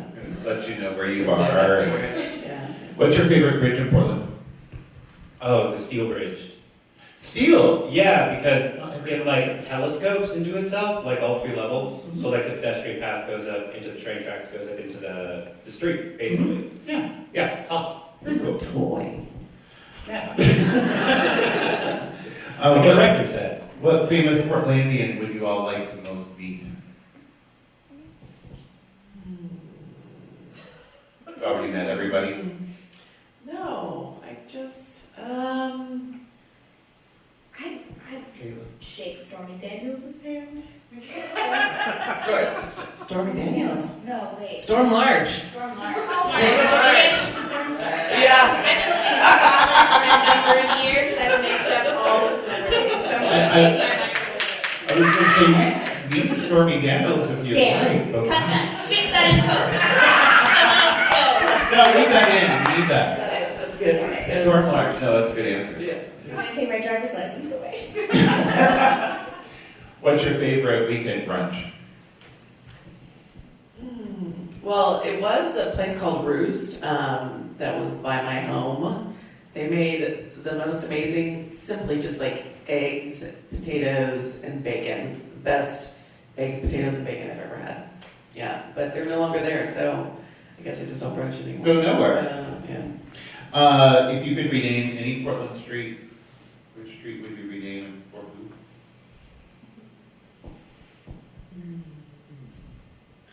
Do we really need another Broadway? Yeah. Or Main Street? What would we name them? Come on, Caitlin. You're the wordsmith. It's mine. No, I like getting rid of the Broadway then. If you were a tree, okay, last question. If you're a tree, which Portland park would you like to be planted in? I mean, I said Lone Fir Pioneer Cemetery last time, but I'm sticking with it because it's still true. It's one of our most valuable horticultural and arboretums that we have on the southeast side. So excellent. Spooky. Yeah, and exactly. All right, everyone, the reformers. Okay, now if Christian and Jenna and Dee would come up and grab a microphone. Yes, I will. Okay, so, you know, I'm a realtor. We can go ahead and roll video Q12. So I'm a realtor at Cooper Realty. This is one of the homes that we recently listed for sale. And now we're going to burn it down. Comedians are going to roast this house. Let's tear it apart. Ooh. What's that statue? What's going on with that statue? Yeah. Doing yoga? Got it. You know, so far it's a pretty nice home. I like it, actually. Well, the chandelier's a little pretentious. Yeah, who uses chandeliers anymore? Ooh, The Last Supper. And a cliche. That's really cliche. In the dining room, no less. I mean, this is a nice house. I don't Yeah, it really have is. a lot of negative things to say. Yeah, how much does this cost? Yeah. How much is this Is house? this on the market? $595,000. Oh, I For can't this? I can't afford For that. this? It definitely looks like a grandma though. Like a grandma lived here and a grandma like died here. Here's my question: is the place actually on fire? What's with the smoke? We're about to walk into the How many master bedrooms? bedroom. How many bedrooms are we looking at? There are 2 bedrooms. 590,000. More than the Jesus thing. This is not a good sales pitch, by the way. Now look over here. In just a minute, you're going to have these floor-length, mirrored closet Ooh, doors very that's Pinky. right next to the cross. That's good for fucking. Yep, that's pinky. I like Next that. to I don't like to Jesus. look at myself while I fuck. You know, oh, I'm so sorry. I prefer to look Jesus in the eyes. Oh, this is so outdated though. It's really. But it looks like they got some good potpourri. It's like my grandma's house. I bet that bathroom smells like rose water. Oh, this Oh, yes, leave room for Is Jesus this beds. convent? Yes, the Virgin Just- Mary. This is where the children sleep. Someone has definitely died in this house. Maybe that's satanic ritual. I hope, yeah. I'm not telling you why it's so. Oh, this floor though? Okay, now this is where the orgies happened. Man. This wild orgies. Wild And orgies. you had been there. This looks like a cool, like, 70s party Okay, basement. I do really Yeah. want to Yeah. coke in this bed. Like, for like is that a door or not? No, Jenna doesn't want to buy the house. She just wants to rent out the basement. Yeah. Oh, I don't this Look at that old timey phone. Man, I don't know who the fuck lived Oh, in a the place like horse this. Ooh, little baby best. See, this is It's where the haunted. house loses. Like, Debbie baby died. died. That's where the house lost me. Yeah, that baby bastard. Nice shower though. Cheap, So the cheap spirit of the shampoo, dead though. baby can wash Wait, the was there shower. is there actual wallpaper in the bathroom? Oh yeah. That's nasty. That's a cool one, That's yeah. how you get mold. Right? There's a lot of bathrooms that have carpet. Why is in there a it. ranch next to that's the wrong. washer and dryer? What the hell? Yo, go back to that. Yeah, can we rewind? What the fuck is that? No, now it all makes sense. They grew back. Oh, we can go back to this. Roger, you're the best. It's like, hey, I'm really trying to multitask. Yep, got it. I'll make some muffins and do the laundry at the same time. Make sure you don't put the laundry in the Seems oven. functional. Yeah, but there's already a dryer. Why do you need an oven? Oh, man. Oh no. What? Actually, What? That's how I dry my clothes. I just stuff you them put in it the in the oven? I'm cheap. I can't So afford I a make dry my cycle. food, throw it in the dryer. Yeah. Did you actually sell this house? It was on the market for 3 days. Oh, wow. Oh, Who shit. bought it? What is this fountain? Okay. It's in walking distance to Reed College, actually. Oh, Very nice. Woodstock. That checks Absolutely. out so much. Yeah. It all makes That sense. explains everything. I'll say most people aren't in this age range, but don't see You know what's anything really like fucked Marie. up? Someone in the audience probably owns this house and they're saying their name right now. I mean, we said it was nice mostly. It Yeah, maybe that's true. haunted. The range washer dryer situation. Yeah, if you is buy a nice objectively house, stupid. if you buy a nice house, you have to expect it to be a little haunted. Yeah, no, for sure. Yeah. I mean, niggas die in every type of house. Every house someone's probably died. I mean, you can even see the burial spot. Yeah, right I was like, that was a burial spot for sure. Oh, you gave us the address. That's brave. Welcome So home. they- Yeah, I'm gonna fuck that house up. This was a house that I sold being roasted by 3 of Portland's fantastic comedians. Thank you once again, Christian, Jenna, and Dee. The worst TLC show ever. Okay. We're just like so jealous. We're like, wow, somebody has a nice house. Oh my Yeah, god, people live indoors. I live in squalor. That house looks so much better than my car. Do I leave Right. too or no? No, you're going to stay up here. Hey. Who in the audience wants to get up on stage and play the My Real Portland game show?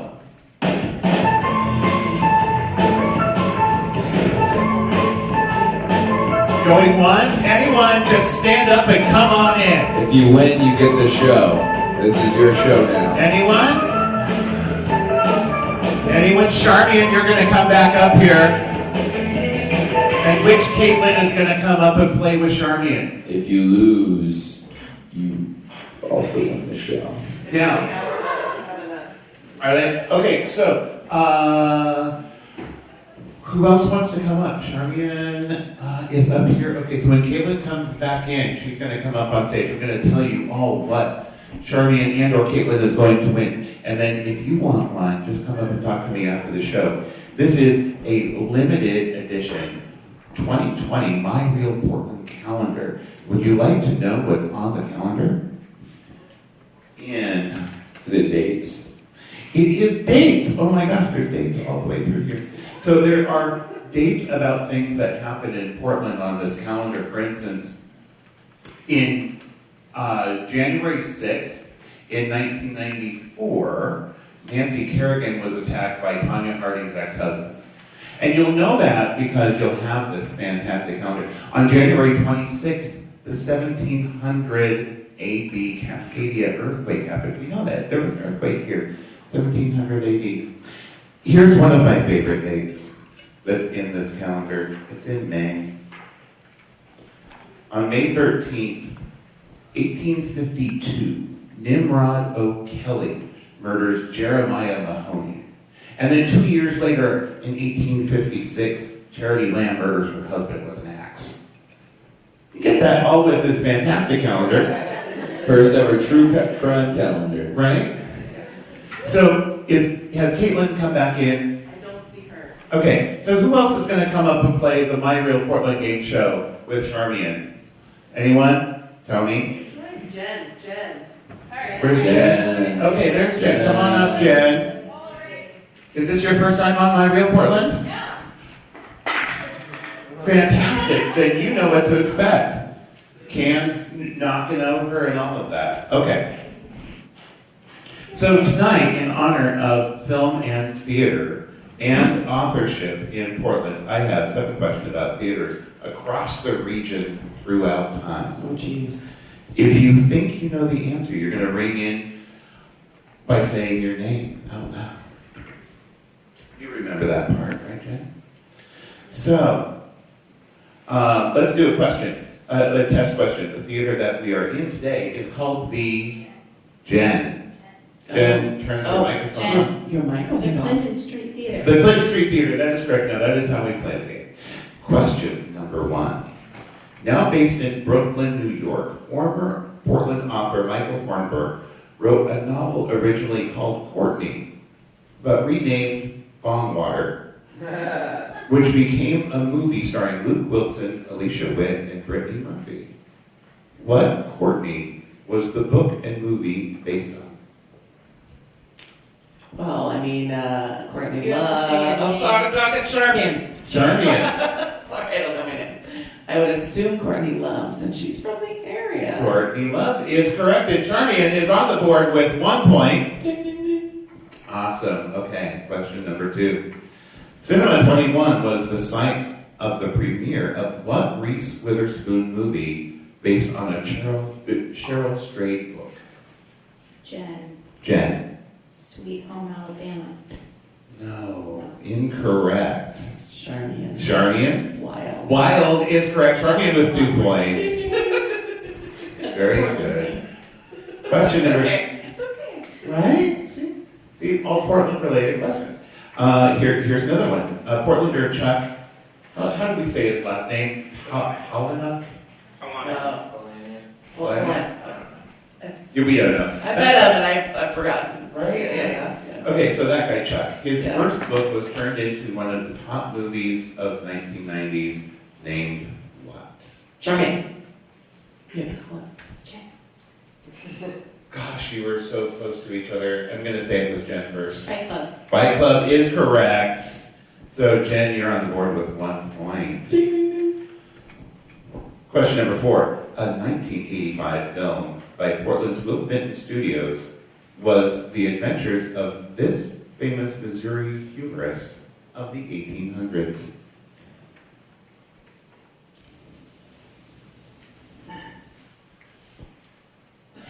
Name any Missouri humorist from the 1800s. Missouri. Yeah.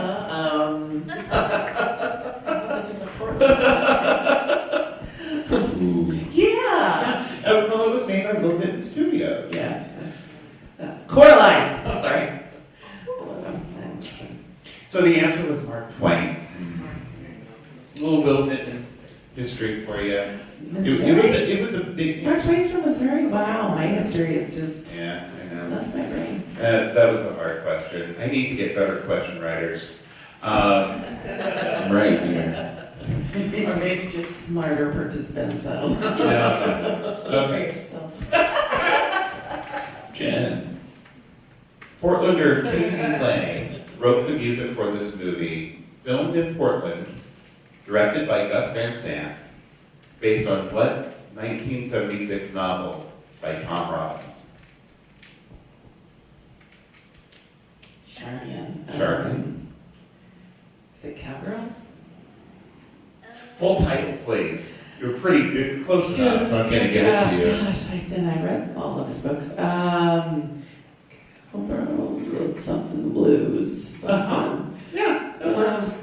Those are the important words in the title. Even cowgirls get the blues. Yeah, the blues. Thank you. Cowgirls get the blues. Okay. You know, you have that moment being a middle-aged person where you're like, that doesn't sound right. And so I was too embarrassed to kind of throw it. This is hard. And can you imagine being on Jeopardy? No. These are 7 questions without a timer. Okay, so speaking of questions, here's your 6th question. Joyce Carol Oates. Anyone familiar with Joyce Carol Oates? Yes. She penned the story that would become the basis for what 1996 Angelina Jolie film filmed in Portland.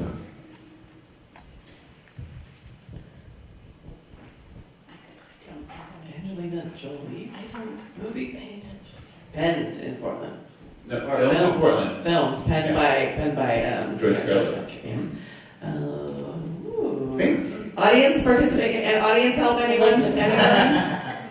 Tomb Raider. That was my first instinct. I mean, we do have a lot of amazing natural sites. A lot of right? tombs here. Yeah, some tombs. Tell us. I want to know. It is Foxfire. I don't know. I have not seen that movie. Really? No. All sorts of things that we learned here at My Real Portland. Yeah.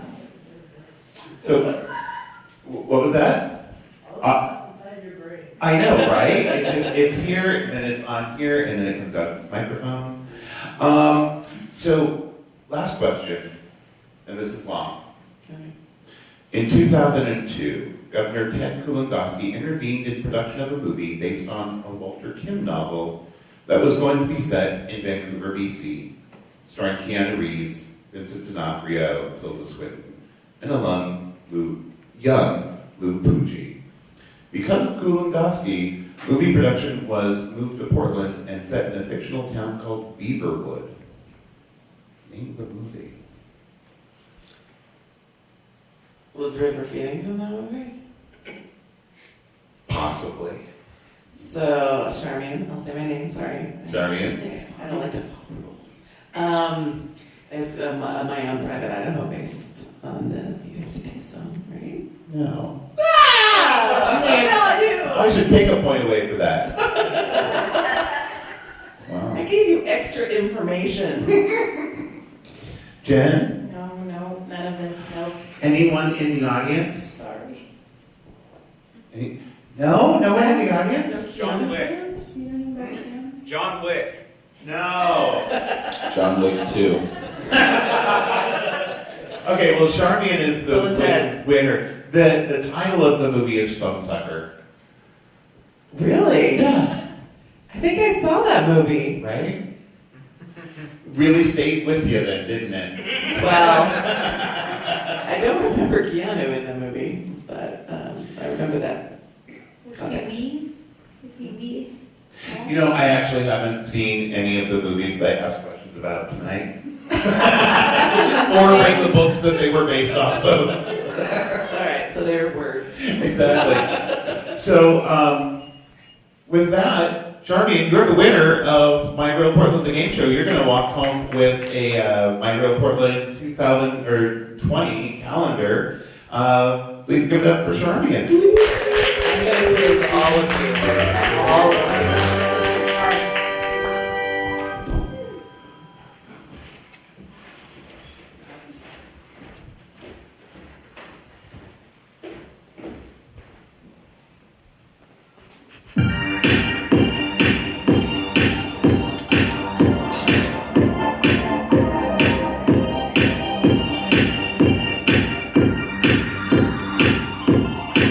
That's my Aunt Lucy, by the way.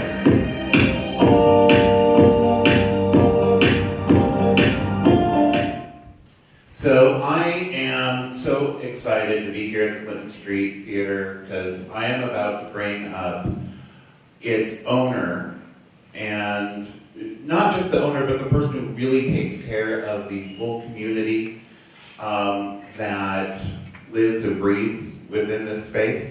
I'm going to be talking to her about this space and her new book called Unfit. Please welcome to the stage, Lani Jo Leigh.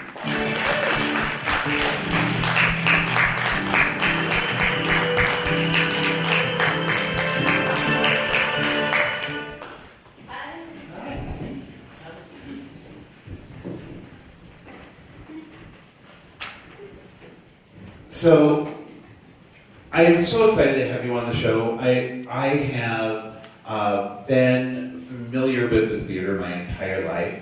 My grandparents actually lived over at 24th and Crothers, just a couple of blocks away from here. And one of my very first memories of walking around this neighborhood was over to this plaid pantry over here back in the 70s.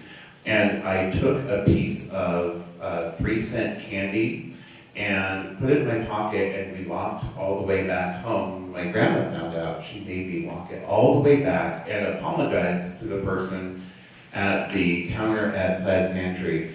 And those kinds of walks around the neighborhood were just something that we did all the time. So coming by the Clinton was just a normal part of my texture of the town. You don't have the same history with this place, and yet you take such amazing care of the space from I think your heart. What does it mean to you to have this, to take care of this space? Well, when I bought the theater, which was in 2012, I had been in film school, and it's really hard to get in your film shown anywhere. And this came up for sale, and I'd been here before, and I knew it was kind of a mess. And I don't know, but it came up for sale on Craigslist, and there was just something that just spoke to me. You know how you sometimes have those things that just like, you have to do this, and it's like, well, that's stupid, or that's crazy, and why am I feeling that way? But I definitely felt that about when I saw the ad, and I'd been here, I guess, and there was a possum on the stage when we were here once, and there was no heat, it was a real mess. So, but anyway, I said to my husband, I want that, and it's, no, it's like, that's ridiculous. But then he loves me, and so we took a second mortgage out on our house, and I bought the business. So I want to do well because I need to pay that loan back. Other than that, I don't know. I just want to have a place that could be a community space and a place where all kinds of voices could be heard.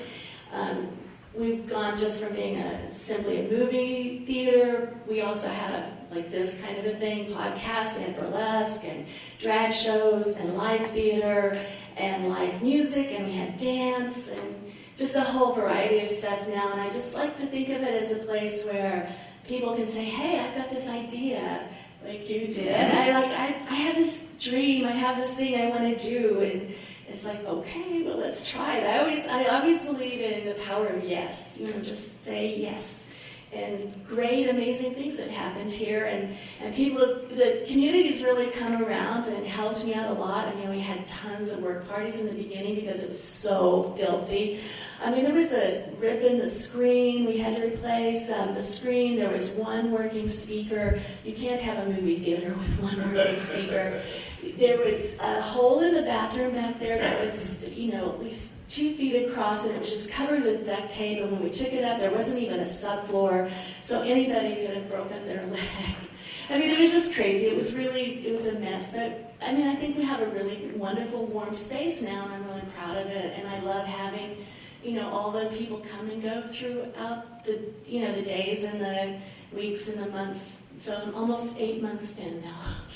Wow. 8 years? 8 years, yeah. Yeah. So back in the 90s, I used to come here once a month with my dad.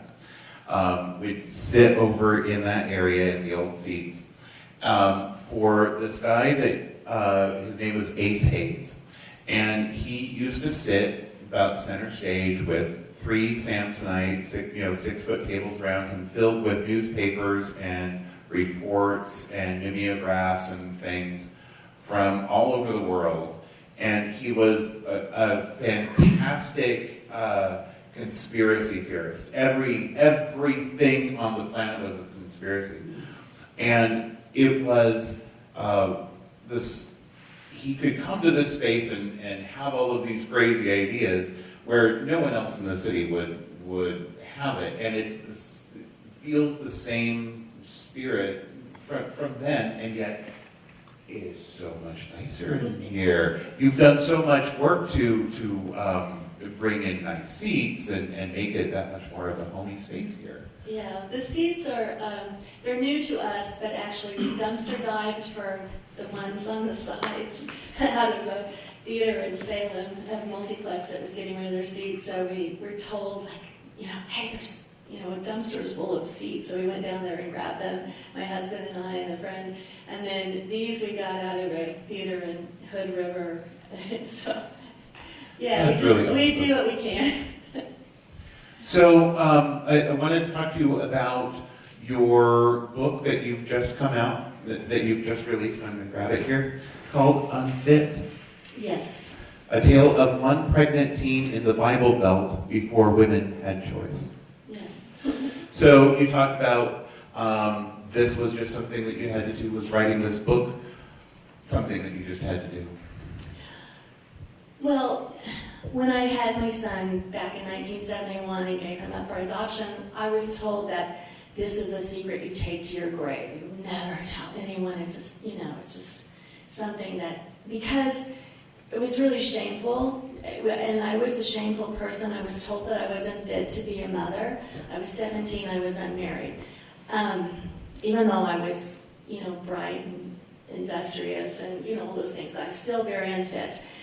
But I knew I was young, and I hadn't finished high school, and that I wasn't given a choice, really. I mean, abortion was still illegal at the time, And coming from a Southern Baptist family in Oklahoma, they just made the decision, you're going here. And I was sent away. And I was sent away for 6 months. And I never really did talk about it. I never shared it. When I came home after 6 months, it was just like I'd been out to buy a tube of lipstick or something. I was never allowed to speak about it to anyone. And so if you can imagine, I mean, I'd just been away from 6 months. I'd gone from my small town in Oklahoma to New Orleans, so that was a huge thing. And I had the baby. You just change when you have babies. It's just, your body changes, your mind changes, your spirit changes, everything changes. And then to have that, and then to have the baby taken from me, and then to go home and not ever being able to talk about it or mourn the loss of my baby. So I was quite crazy for quite a long time. I mean, so I was pretty crazy. And, but I never talked about it because I felt so much guilt. But anyway, eventually I moved to Portland, which was lovely, in 2001.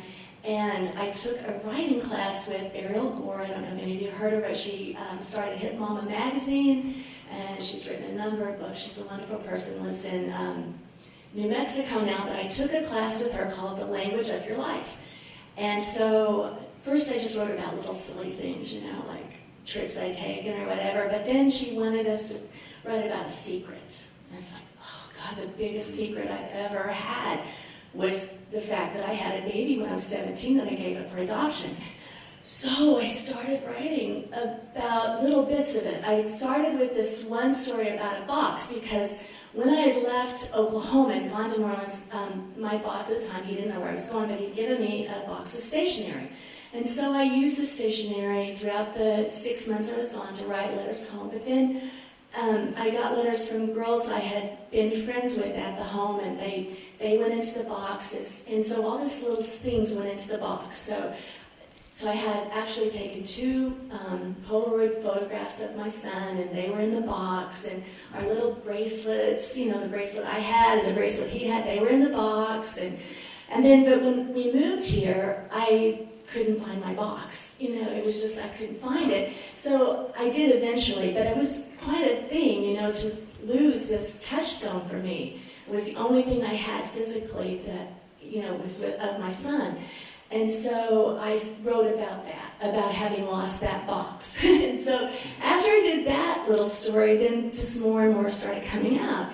But having broken that barrier of, you know, in a way of speaking or finding my voice about this story, I went to a women's retreat, and I actually talked about it. You know, I actually said out loud the things I had started writing about. And at that point, that was in 2002, it was like, I'm going to look for him. I'm going to look for my son. Because there's a lot of heart disease in my family. So my mom dropped dead when she was 56, and her father dropped dead when he was 48, and my uncle dropped dead when he was 57, I think. I mean, so, you know, it's not a good thing to be a drop-dead family, right? So I figured he needed to know this kind of information. And then it was like, but I had so much trepidation about finding him, because what if he hated me? You know, what if he blamed me his whole life? What if he wished he'd never been born? You know, and but I decided I would do that, and then I did look for him, and I did find him. And so I continued writing about it a little bit, but for a while I couldn't write anything because he had the kind of upbringing that made me so angry, because I was unfit, but he did not go into a great family, and so it's just, I had to deal with a lot of anger issues, and so I figured after a while I didn't need to write it anymore. Before you get to that, I'm curious about that moment when you discovered that about the life that your son had lived, and went through that. Were you prepared for that? Oh no, I wasn't prepared for anything about meeting him. You know, I mean, it was just kind of this whole mystery, and I didn't know what had happened. You know, what his life had been like until, you know, we actually started talking. And yeah, I mean, it's not like he was terrible, but I mean, his adopted mom left the family when he was 2, so he really grew up without a mom, And his dad was a workaholic, lawyer, and also they were very strict Southern Baptist, which is what I came out of, and which I would not wish on anyone. At the time, I knew that he would be going to a Southern Baptist home, but I didn't realize how awful it really is until, I had some separation from the church. But anyway, so after a while, I decided I didn't need to write it anymore. But then when 2016 happened, and I knew that there was another assault on women's reproductive rights, that I felt like this is like part of the story that a lot of people don't know about. Because in the years between World War II and Roe v. Wade, 1.5 million girls and women were sent away to give their babies up for adoption. 1.5 million. They call it the baby scoop era, because girls like me, we were sent away and our babies were taken. I didn't have any kind of legal counsel. I didn't have any, it was just like we had no rights at all in this situation. I wasn't given choices. I wasn't given any counseling. I wasn't. So, even now, recently, we've had a woman judge just put on a bench somewhere, but she's against IVF and surrogates. It's like crazy. So I see that the adoption issue was just the other half of the abortion issue.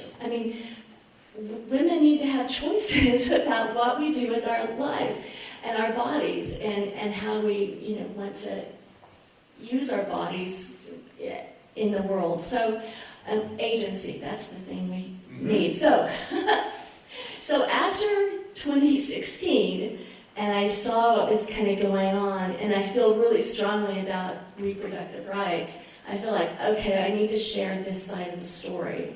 And because a lot of young women don't understand what it was like. I'm 65, so they don't understand what it was like before Roe v. Wade. When I was in high school, birth control wasn't available to young women. It wasn't available even to married women without their husband's permission. So that's kind of a crazy way of being. And now when we have our government saying it's okay for businesses not to provide birth control to their women employees, really? You can have some kind of a religious objection? Well, anyway, don't get me started. No, that's why we're here, is to get you started. I was just thinking of the not having access to birth control when I went away to college in 1992. I brought with me, I had been doing some volunteer work with Cascade Project, and I brought with me a whole box of condoms to take down with me to college, just to hand out. And still at that point, it was still a pretty odd thing, because teenagers did not want to learn about what I had learned here, being a queer out teenager.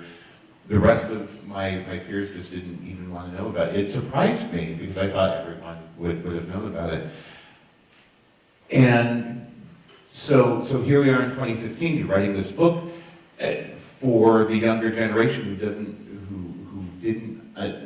don't have an idea of what that really means. Here we live in Oregon, by the way, which has arguably some of the most progressive rights for women when it comes to abortion and all other kinds of family planning.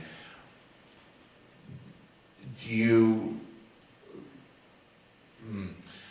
how to ask this question, do you think that there's a chance that will go backwards in Oregon? Do you fear that we're actually going to head backwards, or do you think we're generally on a forward?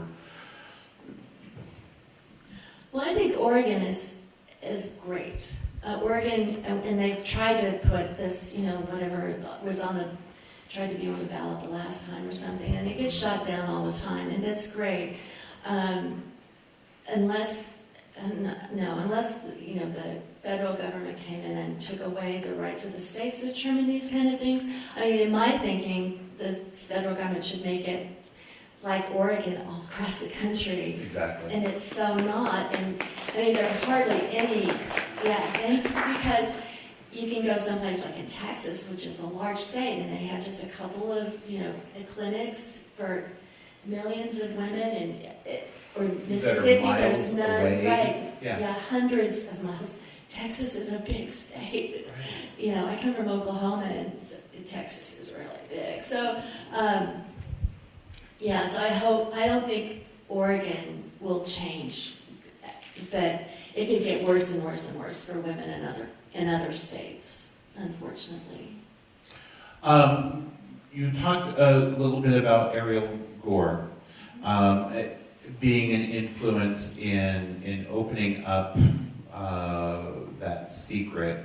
Was that the first time that you opened up, and how did Ariel help move through that? Well, it was the whole class, and so the great thing about writing, I think, is that stuff starts coming up, and if you're in a writing group, even when you're talking about personal issues, it's not treated necessarily like a personal issue because you're discussing the writing, so there can be some kind of separation from yourself and the work that you're doing. And I hadn't understood that quite before, because I would, if you write in a journal or you're writing sometimes poetry or something, you're just crying through the whole thing. But in the writing of the story, sometimes I would get quite emotional in the writing of it, but then I could come into a class, a workshop, and I could have some separation, and I could look at it more as, is it well written? And, and how can I make it, speak more to my truth? And so I think that's a lot of it, just learning how to be really authentic in my voice. Because I really did lose my voice in most ways. When I was young, before I had the baby, I wanted to be a writer, and I was really fearless. The way a lot of teenagers can be just fearless.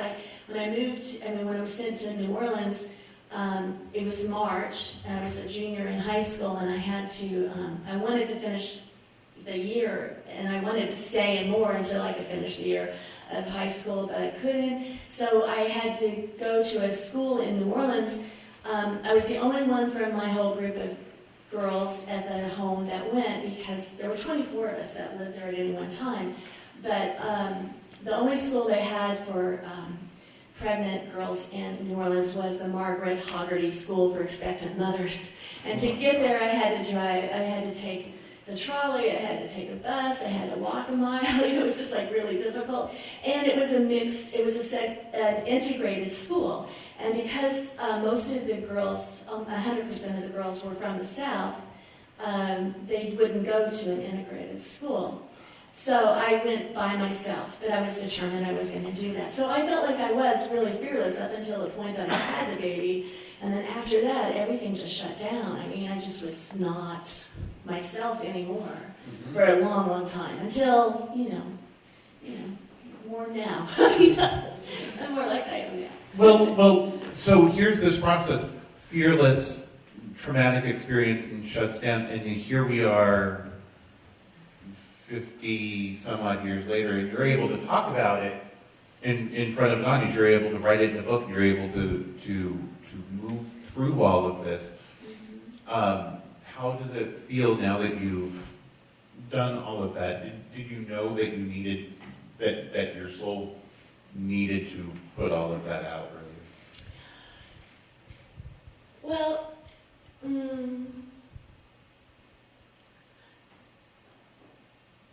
I think that, yes, I did know that I needed to find who I was, and grow into the person that I had been and can still be. So in that way it was healing, but it was also, I don't know that I thought of it. What was the question exactly? If you knew that at some point you were going to need to deal with, that eventually became a book that was spurred by this little writing class that unexpected that was going to manifest in all of this. Before then, did you know that I really need to tell this story, or I've got this in me and it needs to come out somehow? No, not before the class. I really thought it was something I was going to suffer with the rest of my life. Right, I that's really what did. I was going to suffer, and I did suffer. I suffered, and my poor husband suffered. The children I did have really suffered in some ways. I mean, because I did have a lot of mental issues and great depression and great anxiety. When you have a child, I mean, for me, when I had my child, and he was taken away from me, and I never knew what happened to him, where he was he eating, was he being taken care of, all those kind of questions. I never forgot that was where he was somewhere in the world, you know. So I had tremendous anxiety all the time. I mean, it just was, and then I had depression. So it was like, because I was just sad. I was just sad, worse than sad, you know, just almost to where I just couldn't move in the world anymore. So I suffered. And I just thought I would always suffer with that. And and I would do things before I did the book and before we moved here, but it was more just so I could function. You know, it's like, okay, you have to get up in the morning, you have to do this, you've got to go to the work, you've got to do this.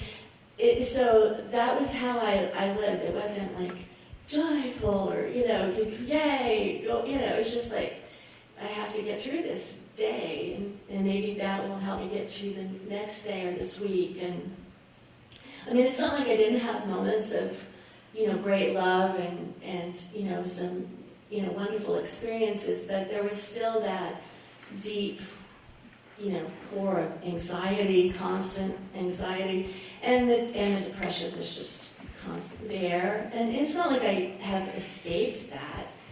I think once you've lived with mental illness for a while, it just kind of is there. I just have found ways to handle it and that are much more appropriate and life getting back, like getting back to me in a way. So, it does get better. It got better.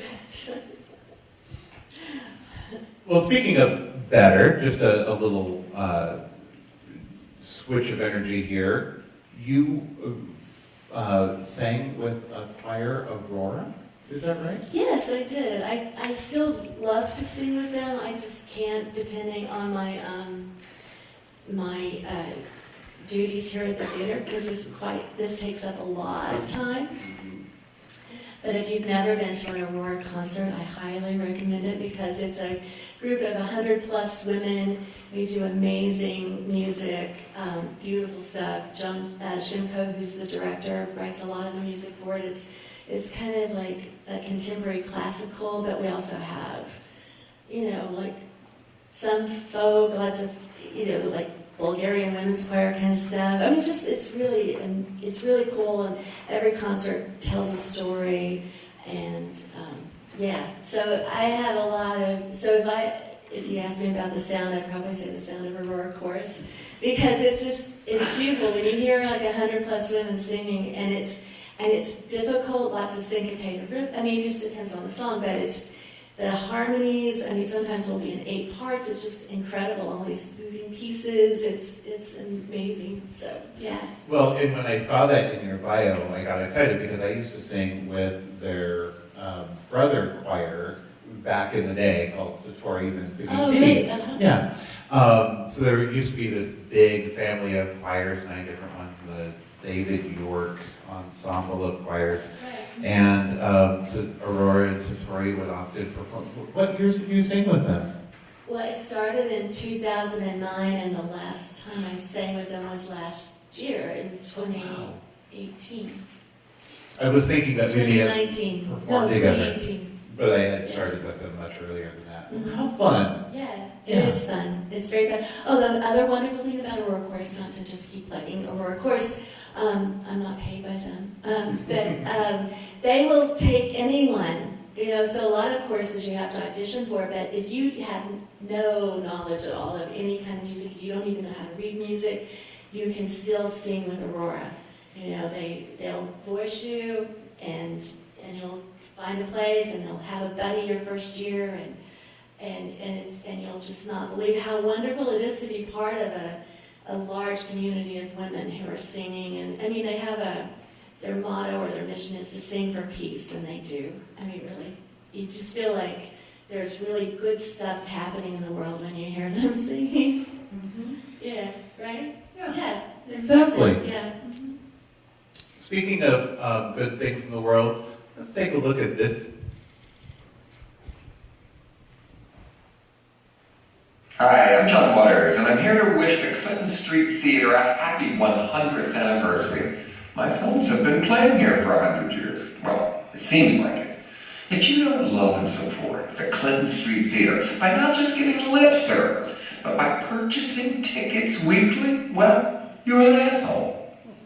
So, are they really an asshole when they don't buy tickets weekly? Yes, everyone should buy a ticket every week to the Clinton Street Theater. You don't even actually have to buy tickets here, because we have a policy here where we say it's a suggested donation or sliding scale of 5 to 8 or 7 to 10, but no one turned away for a lack of funds.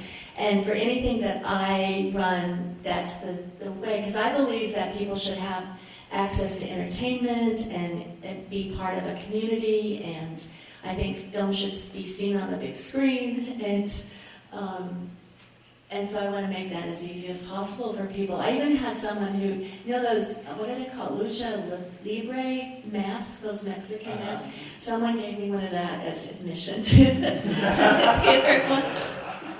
I've had 25 cents in pennies given to me, but I don't care. I'm just happy. So this weekend we have the Portland Underground Film Festival that we're putting on.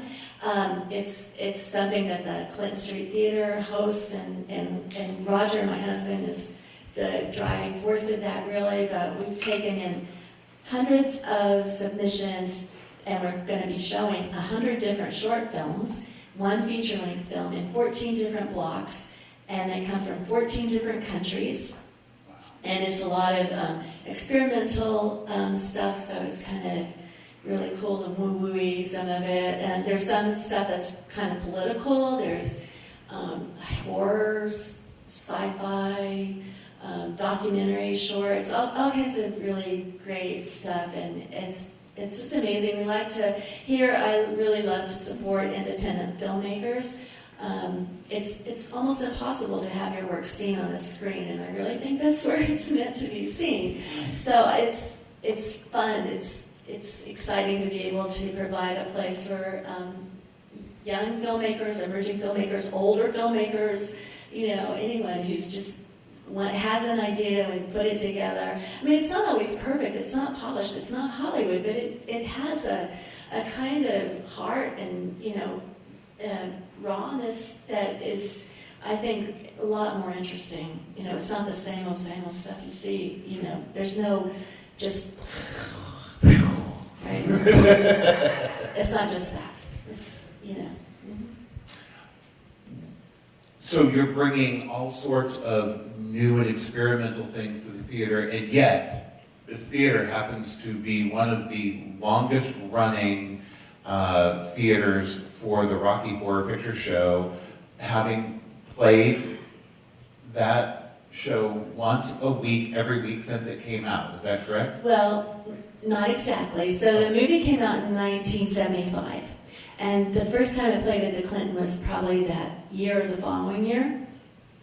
But starting in April 1978, it has played here every single Saturday night. Wow. Well, yeah, so it's 42 years this coming April. And at the beginning, they showed it every Friday and Saturday night. So it's not just one of it is the longest running movie of any sort, not just I was going to ask you if you knew in that. the whole world, yeah. Wow. There used to be a theater in Germany that had a longer run, and they shut down a few years ago, so now we have the title. So, yeah, it's pretty amazing that we do it still. When I first bought the theater, I thought, oh my God, why? why do they do that? You know, come back week after week, and we have a shadow cast that's here on the first, third, and fifth Saturdays of every month. So they dress in full costume, and they have all the props that you need. And so the thing is, I mean, the movie's playing on the screen, but they're up here and down there and on the sides, and they're doing all their thing. And it's just like, and then people yell, and people are throwing stuff. And I had seen it back in 1975 when it first came out, but I'd never seen it with a cast. I'd never seen it in a whole, you know, huge auditorium of people. And I was just, ooh, I didn't understand it. And I wasn't sure I could do it because even when I bought the theater 8 years ago, I was still in my mid-50s. So it was really, So Roger and I, the first few years, we had to do it every single week. But within a few weeks of actually running Rocky Horror and being here and, you know, being out front, taking the box office or the concessions and dealing with the cast, and I had so many kids, young adults, middle-aged adults, I don't know, who would tell me how Rocky Horror saved their lives. You know, when you're different, and I kind of understand that, not because, you know, I'm bisexual, but I didn't understand it when I was younger. I mean, I just knew I was different than the folks in Oklahoma, and they had a different mindset, and I didn't fit in. But for kids who are queer or trans, especially, or you know, just there's still so much bullying at schools and ostracization from their families. It's heartbreaking, and kids who feel they don't belong anywhere, and they can come to Rocky Horror and they find a like-minded community, and they are, I've seen kids who, now that I've been here almost 8 years, I've seen kids who are still kind of like not sure of themselves, and now they're like working on their master's in physics. I have one kid who played Frankenfurter, who is in the music program, master's program in music at the University of Missouri. I mean, it's just me. I have kids I knew that are filmmakers now, and one person who is very dear to my heart. I've known her since she was 15. She played Columbia when I first met her. She started being my volunteer almost immediately.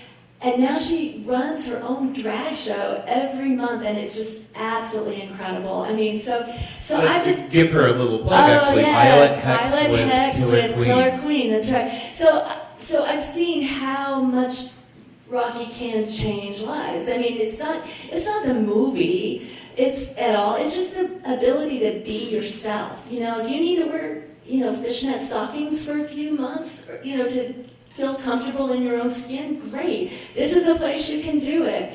And so it's that. It's being able to be yourself and be accepted and not be judged. Because I think that's the thing for me when I was in high school. I was really judged as the year I came back. I was a senior.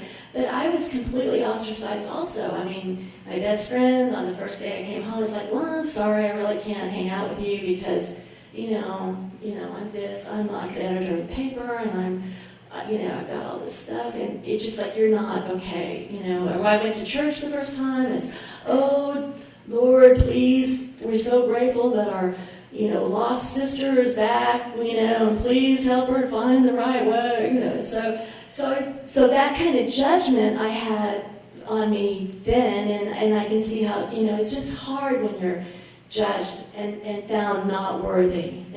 Like I was told I was unfit. So Rocky is a place where you're not judged. You're yourself. You're fine. You're good. You're great to go. That kind of thing. So I love Rocky. It's still really difficult. It makes a huge mess. We have enough rice here in the auditorium to feed a third world country, I'm sure. So I feel bad about throwing all that rice away sometimes, but yeah, it's worthwhile. And I think we provide a really important service to the community with Rocky Horror, and it would be really sad if it ever had to go away. I completely agree. I think there would be an uprising in the city because it has affected so many different people for so long. It's amazing when I meet people and they're like, oh yeah, I used to do Rocky back when I was a kid. And I was like, wouldn't be able to really tell, but anyhow they do. So we're going to do our final Portland questionnaire.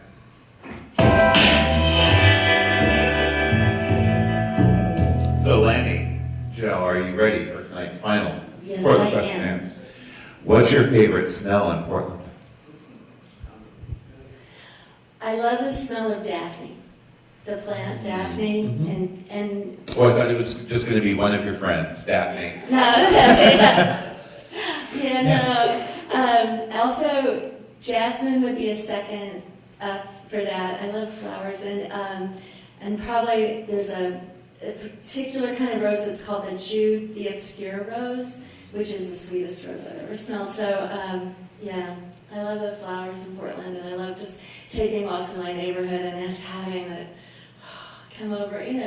It's just lovely. It's just like these little secret things that come through. So yeah. I'm always like happy when I'm out on a walk and I'm like, oh, what's that smell? And then I realize, oh, that's just a dryer vent. What's your favorite sound in Portland? Well, I mentioned Aurora Chorus, the sound of 100 plus women's. But I think the other sound I love the most is my great-grandbaby's laugh. I know. Great-grandbaby? Yes, a great-grandbaby. He's 20, almost 21 months. Wow. Yeah, he's amazing. What's your favorite bridge in Portland? My favorite bridge is the Steel Bridge. And this is because more than 10 years ago, now it's about 16 years ago, I used to do long-distance walking. And I walked the Portland Marathon on a few occasions, 3 years. And that's the bridge you cross to get back, or on the old route. That was the bridge you cross to get back into downtown after you'd gone across the St. John's and do the whole long thing around, around Overlook and then down. And so the Steel Bridge went, oh my God, we're almost there. Almost It's done, almost right? done. You come around by the Moda Center and it's like, yes, there's the Steel Bridge. Yeah. It's exciting. So.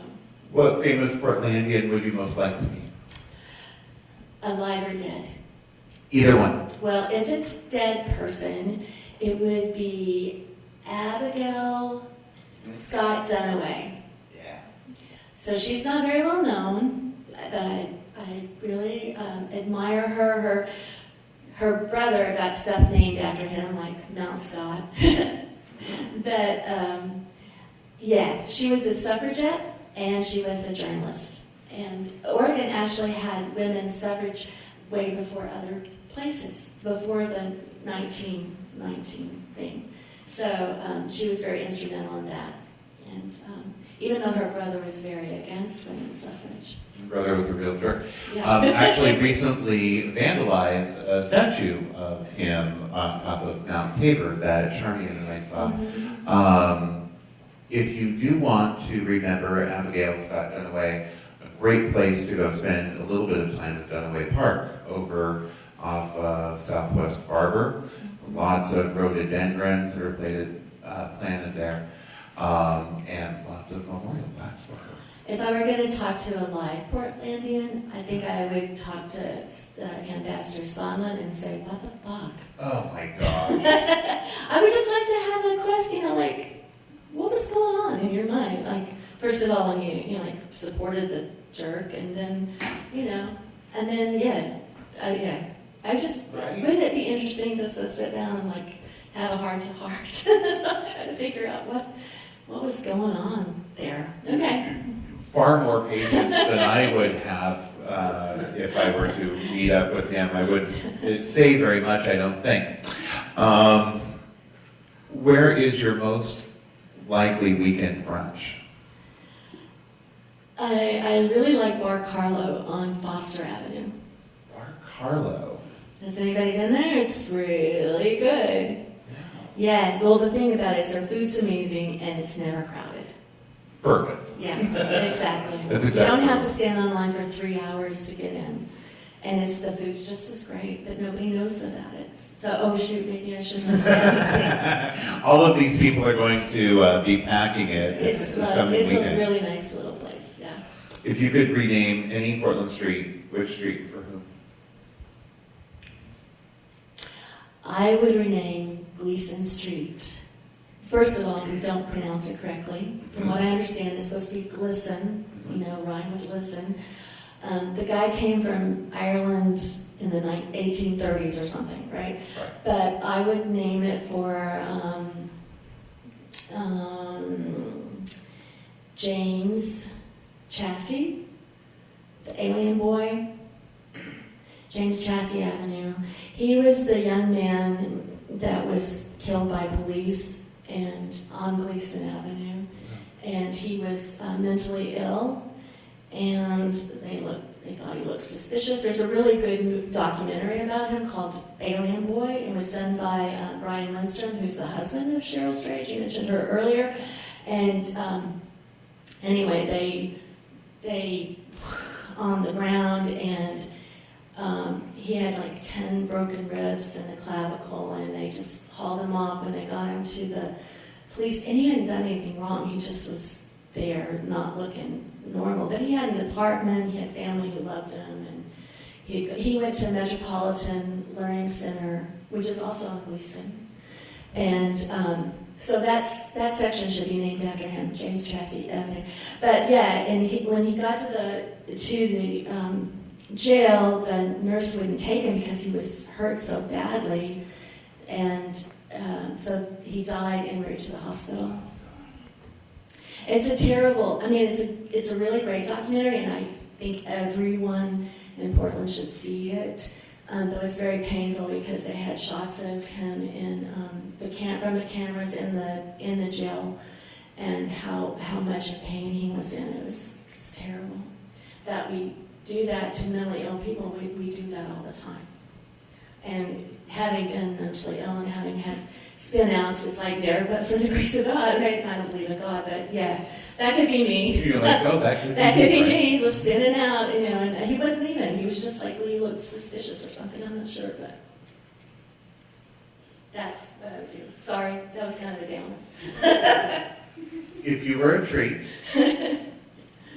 which Portland Park would you most like to be planted in? Laurelhurst. Yeah. Yeah, because it's not that far from where I live, and I love walking in it. We're between Laurelhurst and Mount Tabor, and I think I wouldn't be a big one of those big fir trees. I don't think so. I would be more suited to Laurelhurst Park, where it's just like it's smaller and with more leaves, and the leaves come off because I can't stay green all the time.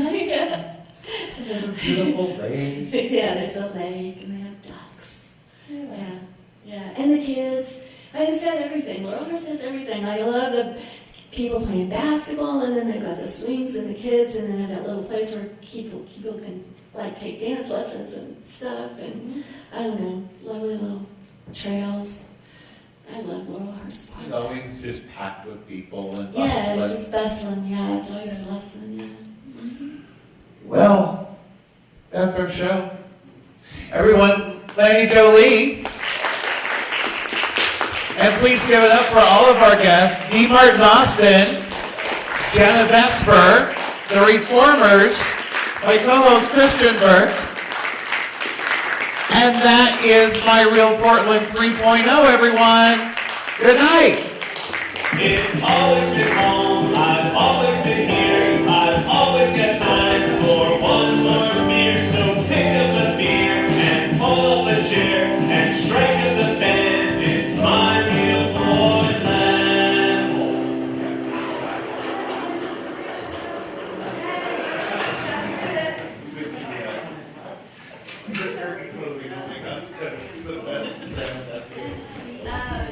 See you on Saturday at